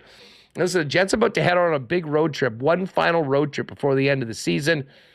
And starting on Saturday afternoon at 3 p.m. and then next week in Nashville, Dallas, and Colorado. The place to be for Winnipeg Jet fans is going to be getting together with the gang at their local Boston Pizza to watch the game.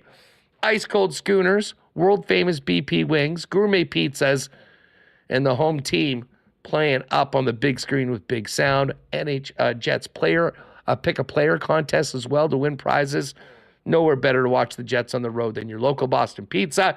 And if you are staying at home, you can always get the great taste of BP by ordering online at bostonpizza.com. All right, now I'm going to get into another Sport Manitoba segment. It takes the community to play and welcome in legendary football official and the executive director of the MSA, Hector Vergara.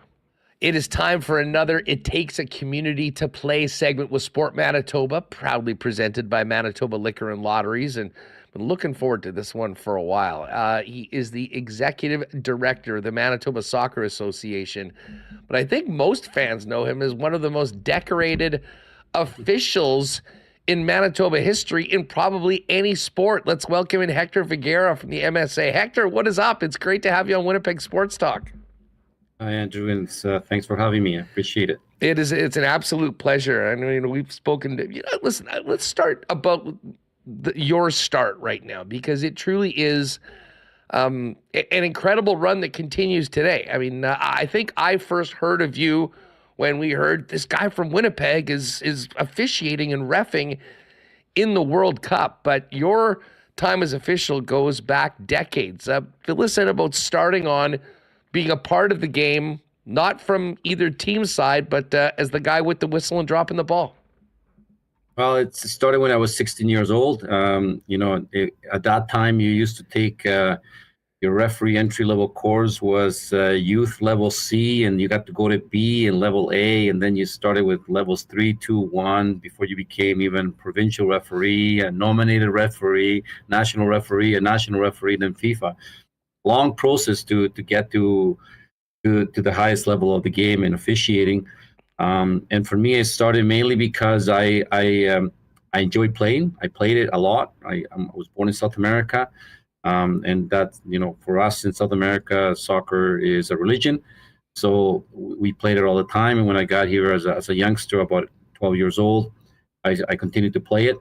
And then I got to the point where one of the games I needed a referee, and a coach said, well, why don't you do it, kind of thing. And they liked what I did, and all of a sudden they encouraged me to take a course, and I took the course, started officiating games, and got pretty good at it pretty fast. By the time at that point, and even now, you really don't officiate your own age. You can officiate 2 years. You have to be 2 years older than the teams. And by the time I was 17, 18, I was officiating men's games. So it advanced pretty quick for me in that sense. And by the time I was 19 years old, I was doing games in the CPA, what used to be the CSL, the Canadian Soccer League, and the Winnipeg Fury. And quickly advanced there to become a FIFA assistant referee by the age of 26. At that time, the youngest Canadian to ever be on the FIFA list. And from there in, it just took off. It's been an amazing journey, to be honest.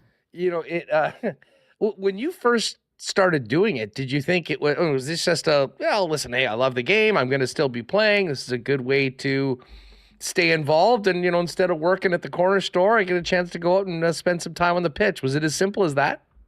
Yeah, the reality is for many young referees, that's how you start. Is that you either work at McDonald's, and at that time back, I'm really aging myself now. We used to have the paper routes, right? In the morning, early morning paper routes that you could make some money. So I either had the option of working at McDonald's, running the paper route, or officiating soccer, the sport I love, and then making some money on it. And by the time I started officiating and I saw the checks coming in, it was pretty good money. So I kept doing it. And like I said, I got better and better at it. And I got a good support system at home and a good support system with the officiating community. And I just kept growing and growing, and it kept on going. It's something that it's a way of being in the game itself and enjoying it. Well, listen, we'll get to some of the incredible places that officiating has taken you, but I want to go back to kind of when you said you had a very quick or rapid advancement through the levels. At what point did it go from being just a way to be involved and make a little extra money to something that you thought that, maybe there's a future for me in this? And at what point did you even know the sort of things that could possibly be in your future? Well, at that point, I was new to Canada. I didn't really know a lot about the sports system in Manitoba and in Canada. I didn't even know that there was provincial teams for soccer. I didn't even try for the provincial team in soccer. And I was a pretty good athlete. Like, I played high school basketball. I played high school volleyball. I won MVPs in all those sports. I was athlete of the year 3 times in high school and junior high. And I was pretty athletic and enjoyed the sports and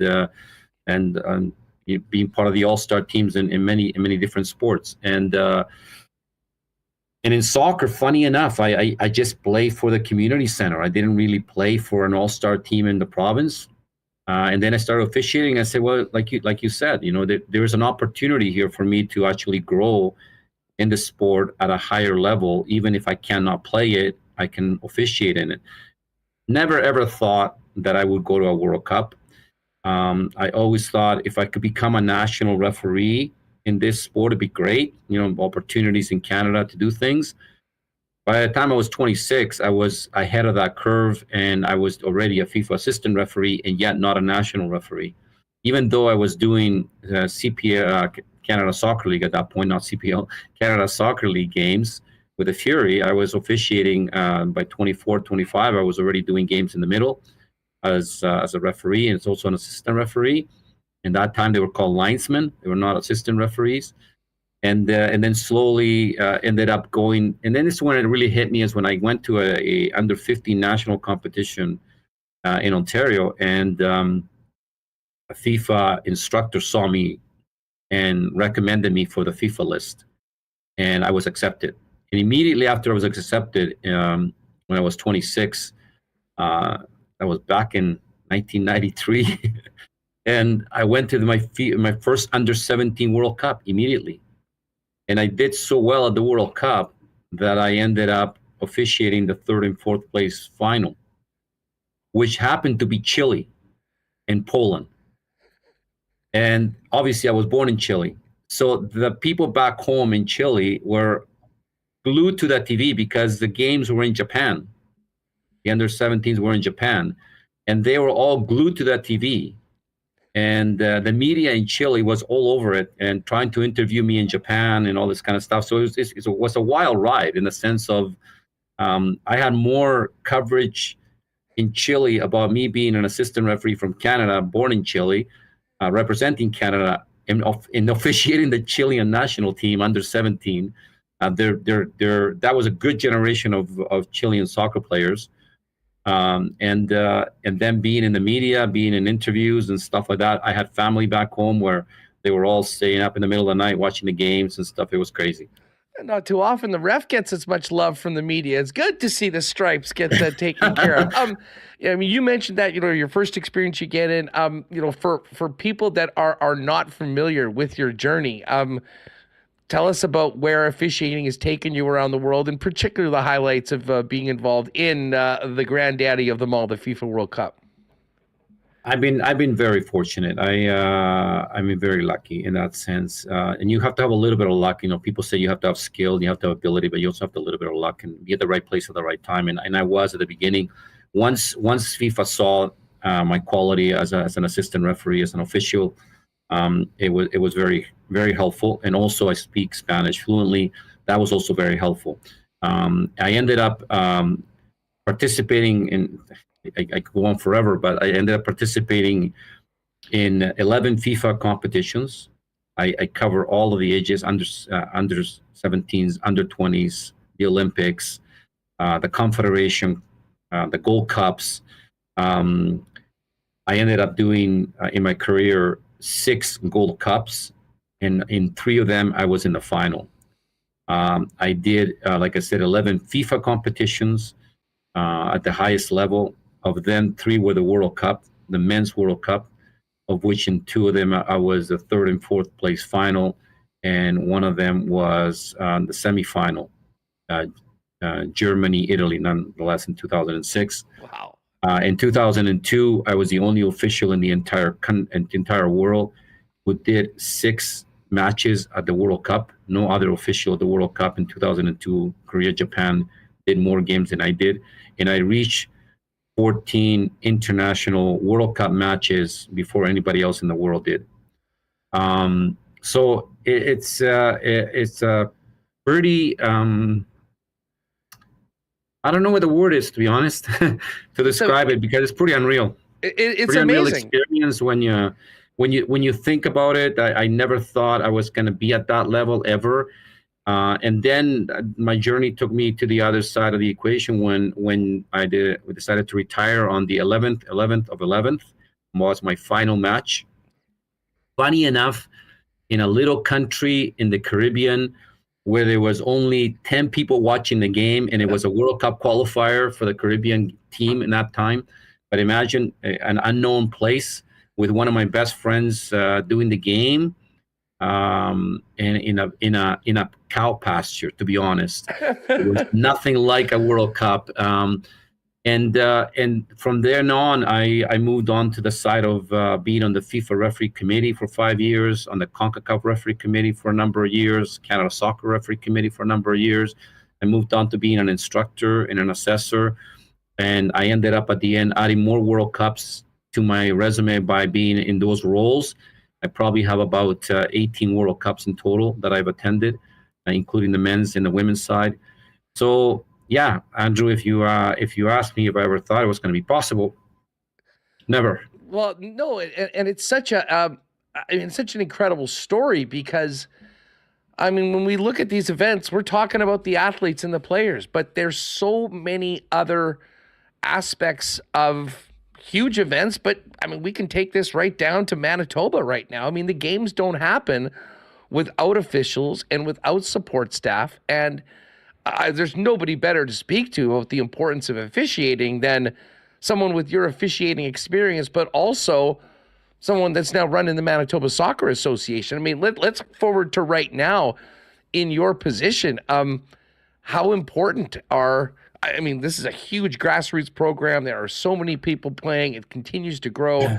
From your job right now as the executive director of the Manitoba Soccer Association, speak to the importance of officials and getting people in to start their journeys like you did back when you were 16.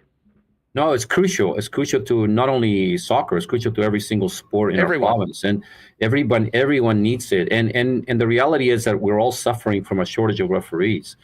Without the referees, there is no competitive and recreational games in our province. The reality that this is a reality, and you will hear it. I mean, we heard it through the COVID years when we lost 40% of young referees and 20% of senior referees for our matches, and then the subsequent years we were actually having games without referees because we just didn't have the bodies, not because we don't want to assign referees, simply because we don't have the bodies. And the reality is that the parents, the coaches, the players are all going to complain right away if a certain level of competition does not have referees. And sure, we can talk about long-term player development concepts, and we can talk about the fact that in certain age categories, maybe maybe you need game leaders instead of referees. But once you get to the competitive side of things, even the recreational side of 13 plus ages, there's a lot of kids playing the game, and there's a lot of games that are happening, and you need a lot of referees. And we have been fortunate this year, finally, after being in this organization for so many years, I finally see that there is a high interest. We've had over 700 people on a waiting list to take referee entry-level course. That's never, ever been seen in Manitoba soccer's history. And hopefully the work that we've been doing to recruit them is going to help us also retain them in the game. But without the young referees, without the young referee that says, look, I'm going to, instead of having a part-time job in the summer, I'm going to officiate the sport that I love and make some money and falling in love with it, it's difficult to keep the referees in the system. It's difficult to recruit them. It's difficult to retain them. There is a lot of things that a young referee, and I probably had an opportunity when I started, and now I understand what they go through because I lived it. I lived it in my own skin, in the sense that there was many times when I felt like, why am I doing this? I'm getting complaints from parents, from players, from coaches. And I'm one of those referees that I was fortunate to know the game, come from a country that I understood the game fairly well. So my experience was more positive in the sense that I could learn the game quicker. I had a very quick move. I moved very quickly through the different levels, and because of that, I felt comfortable, I felt confident, and I knew I was doing a good job. So I was one of the better referees, and because of that, my experience were not as negative as others may have been. So I didn't get as many complaints as others do. But if your experience isn't the same, and you haven't had the opportunity to learn the game yet, and you're just learning it, you're going to make mistakes. You're a human being. You're going to make mistakes. No different than a coach makes mistakes when he's learning how to coach. No different than a player makes mistakes when they're learning how to play. The referee's the same. They're going to make mistakes. And sometimes we're not very forgiving. And the parents, the players, the coaches are not forgiving of the mistakes that the young people are making. And you would think if you were found, imagine your son, your daughter, 13, 14 years old, out on the field and being yelled and screamed at by parents. You were probably going to tell your daughter and son, why are you doing this? You can go to work at McDonald's and you're not going to yell and scream like this. And this is an issue that happens not only in soccer, it happens in hockey, it happens in every sport. So at the end of the day, it's important for us to realize as a sports community, as players, coaches, parents, that we need to support the officiating side of things as well as supporting the growth of the players and the coaches, because otherwise, without them, it's very difficult to have the competition, and it's very difficult without having the patience from the parents and the coaches and the players to actually have the officials grow and develop. And it takes, literally it takes, in soccer, we've proven that it takes between 5 and 10 years to make a really good referee. 5 to 10 years of patience on behalf of the competition. They need to be supported. Absolutely. So not only supported from their own internal support systems, being parents and friends and colleagues, but also from the leagues, also from the associations, also from the coaches and parents.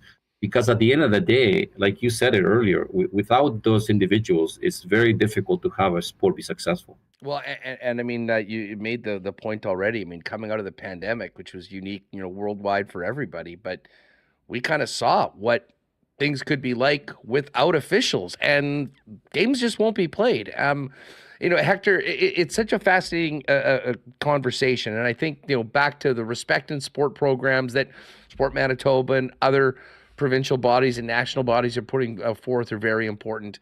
But also each sport doing their best to welcome in people, get them involved in a variety of things. I'll get you to speak to soccer, but I'll remind everyone that whatever sport you might be interested in, they're looking for people. I can pretty much assure you that, officials are in demand for people that are willing to go and give it a shot. And, For soccer, I'll ask you, if someone was thinking about that, I love the game, I'd love to start that journey or be involved and get on the pitch.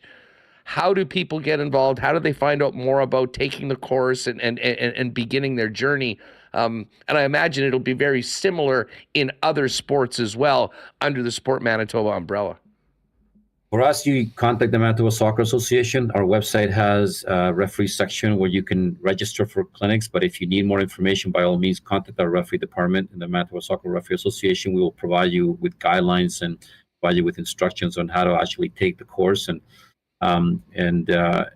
We're supporting. We did a lot of recruitment this year by going directly to the players themselves to have them become interested in the sport, become interested in officiating. So we did a little bit of a direct email attack, let's say, promoting the sport, promoting refereeing, and we have great numbers of individuals who want to actually take the entry level course, and so we are adapting that to that. We now change our entry level courses from being all in person to doing half of it online, so that is more accessible for individuals who have a hard time getting to different locations for the courses, and only doing part of it in person.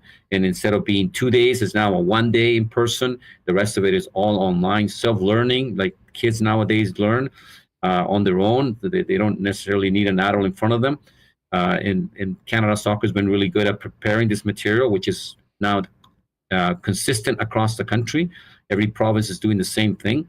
So if you went from one province to another, you learn the same information. You have the same information. So we're very happy with the numbers now, and we're now working. This is our heavy month, April, of doing courses. So if anybody's interested, this is the time to get involved and quickly get in contact with us. And then in May, we already start to assign games and get people out there. And then we send out mentors.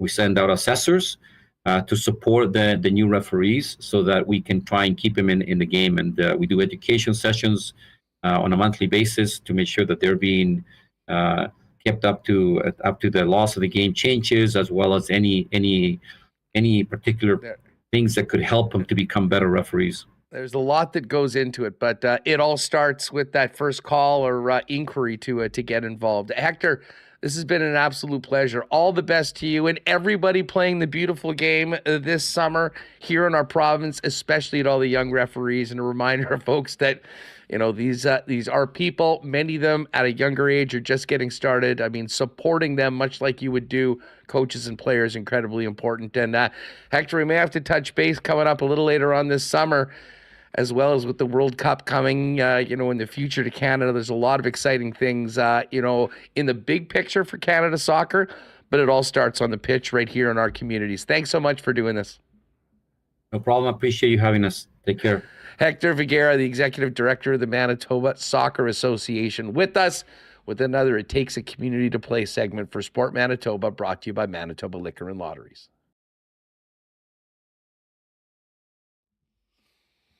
All right, great stuff with Hector. What an interesting fellow. And I'm going to lean on Hector, a guy that's been around the game for so long. We're going to get him closer to the big Copa America that Canada has qualified in, playing against Messi and Argentina in their first game. So we'll lean on Hector for some soccer insight as well. But, just an incredible career officiating.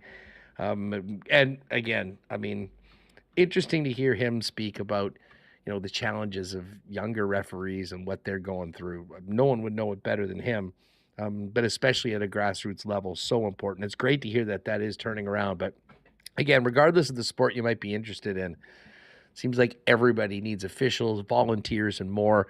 Go to the Sport Manitoba website for more information on that and how you can get involved and help your community, because again, it does take a community to play. We got to get to the lines. Not a really busy night tonight, but some pretty big games tonight. But let's do a quick golf report for our friends over at Breezy Bend Golf and Country Club. Find out everything Breezy has going on for this season, as well as an incredible place to host weddings and more at breezybend.ca. Masters Week is next week. Bob Herrig, legendary golf journalist, already booked for Monday's show. Cannot wait for that conversation. Lots of talk about where the game is at right now, heading into Augusta. with nobody paying attention to live. And, a lot of TV ratings down 20% this year on the PGA Tour. The PGA is at the Valero Texas Open. This is Corey Connors' tournament, the tournament that he won to book his ticket to the Masters. Won it again. He's a two-time champ. He's the top Canadian on the leaderboard. T7 right now is Connors after a 2-under par 70. The leader is Justin Lower at 6-under, and then a group of at 4-under, including Max Homa. Rory McIlroy just getting out on the course right now. He's 1-under through 7. Keep you up to date on that throughout the weekend, and then next week, tons of golf content as we get ready for the Masters. A big thanks to Breezy Ben for their great support of WST as well. Cannot wait to get onto the course, hopefully by the end of the month. All right, let's get to the Coolbet lines. For those of you that enjoy the lock shop with myself and Dustin Nielsen, it has been a massive week. 3-0 with the daily pick, and we have banged out our partner parlay for the last 2 days, plus 900 on Tuesday, plus 575 yesterday. We've got another one, and the return of the Winnipeg Sports Talk parlay. But Remis, let's look at the games tonight. Bruins at Hurricanes. Canes minus 154 faves. The Islanders with very slight playoff hopes. Well, I shouldn't say. They're plus 2. They're 2-1 right now. You can bet those, by the way, in the futures for the Eastern playoff race. Islanders minus 178 in Seabus. Lightning have been playing great. They beat the Leafs last night. They're back at it tonight. Minus 157 against the Habs. The Panthers have not been playing well lately. They're looking for a win. Put a smile on Pomo's face. Minus 153 favorites in Ottawa. But Remo, game of the night. Pittsburgh at Washington. Ovi versus Sid. Both teams in the mix for the playoffs, although Pittsburgh is a much longer road to hoe. But Pittsburgh playing much better right now. I like Pittsburgh, minus 116 in Washington. They're finding a ways to win right now, and Sid's getting 2 or 3 points every night. Yes, I would agree with you there. I don't know how Washington is doing this when looking at their roster. I mean, we saw it firsthand. It was Charlie Lindgren standing on his head in that game. But Pens, Caps, it's been a great rivalry for a number of years, and we're kind of nearing the end here. That although Crosby, another 19th straight point per game, Ovechkin going for the all-time scoring record. One of the few rivalries that lived up to the hype over the years, and pretty crazy. These guys have cemented themselves as legends of the game, and over the last 19 years for Crosby. Yeah, and a point a game in every season. The only player in NHL history to do it outside of the great Wayne Gretzky. Other games tonight. Avalanche are in Minnesota to take on the Wild. Colorado minus 162 faves. The Blues are in Nashville to take on the Predators. I'm actually going to put a little sprinkle on the Blues tonight. Preds have lost 3 in a row.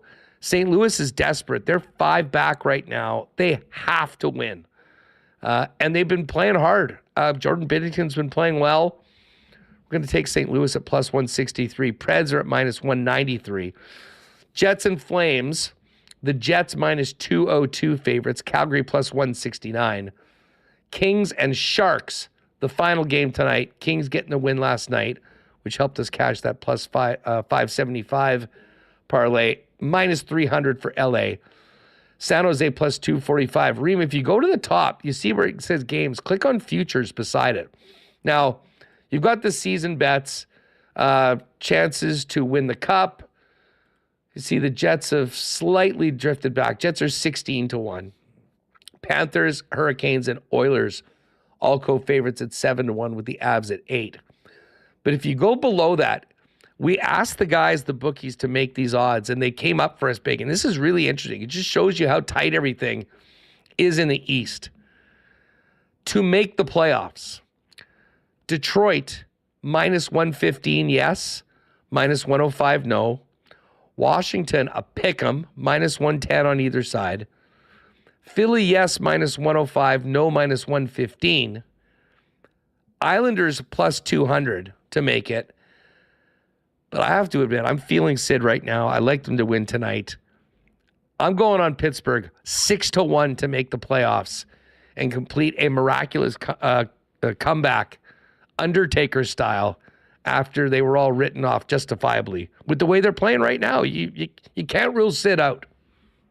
No, they've been great, and there's still some time left, so maybe it'll continue. So sure. I mean, I don't like, man, all these teams are so bad. Like they're all flawed, and so is Pittsburgh too. But who's gonna get hot here at the end and make a run? It seems like they're all pretty close, except for Pittsburgh's got some ground to make up. But Pittsburgh does have games against a couple of these teams. They are playing Washington tonight, so those are effectively 4-point games, and they just hope they can win it in regulation. All right, before we go, let's check out the partner parlay because we're trying to make it 3 in a row.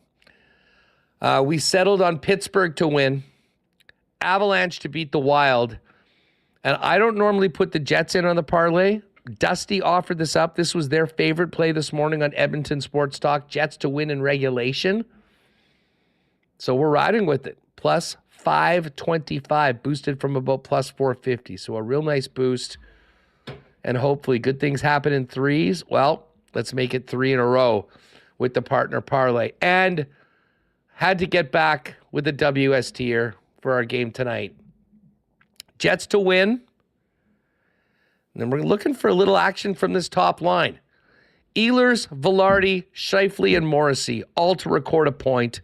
And Jets to win is 5-1, plus 500.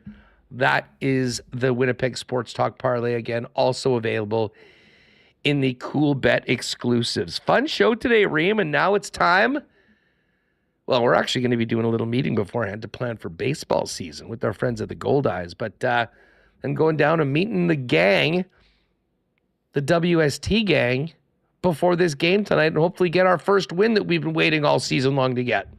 Yeah, enough of the madness. You look at the Jets' home record, and it's almost, I don't know what the math is that we were there for the 3 losses, but probably low odds of that based on the team's home record this year. So let's get a win. Let's get a playoff clinching. I don't know if they're going to be spraying champagne on the ice after. We'll have to stick around and find out. But I'm not sure there's a lot of bottles on ice. There better be. We should have some. Yeah, we should. Exactly. I agree with that. And Jets aren't going 0-3 against Calgary. No way that happened. So I think there's going to be a win, and they're going to put the Oakley goggles on. Well, you should bring your Oakley goggles. That'll be perfect for our picture if we can get this win. T. Will mentioning, and by the way, if you haven't played a Coolbet before, use the promo code WST when you make your first deposit. Hook you up with a 100% bonus up to $200. And of course, you can play all the sports bets.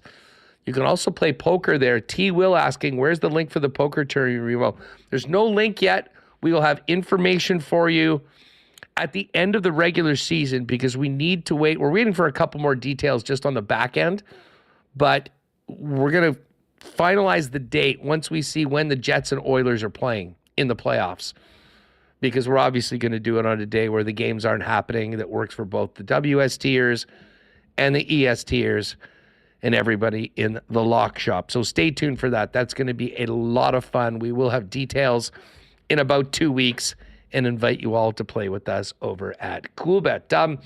Again, I just checking the email from the Jets for the Know Before You Go for WST. Again, early entry is available. The Craft Beer Corner outside 309 is our spot tonight. There might be something happening in 316. So if you do come early and you're looking to join the crew, take a right when you come up those stairs. Craft Beer Corner outside section 309. And if we don't see you early, we will see you in section 316 looking for the elusive win that we have not enjoyed yet. But I think tonight is the night. And at the same time, as Michael Remis said, pop the bottles and book the tickets for the whiteout and the Stanley Cup playoffs. That's going to do it for us. Thanks to JP Vigier, Ken Wiebe, Hector Vergara for joining us on the show today, and all of you for hanging around with us. Make sure you're subscribed to the channel if you haven't already. Hit that thumbs up. Shout out to the podcast listeners. Let's get this win tonight. There is no WST curse. We'll see you tomorrow at 1 p.m. talking playoffs and the upcoming road trip for the Winnipeg Jets right here on Winnipeg Sports Talk. Have a good one. Oh my God! Oh! Shut it down! Let's go home! Thanks for tuning in to Winnipeg Sports Talk Daily. Make sure to subscribe on YouTube and your favorite podcast feed at winnipegsportstalk.com.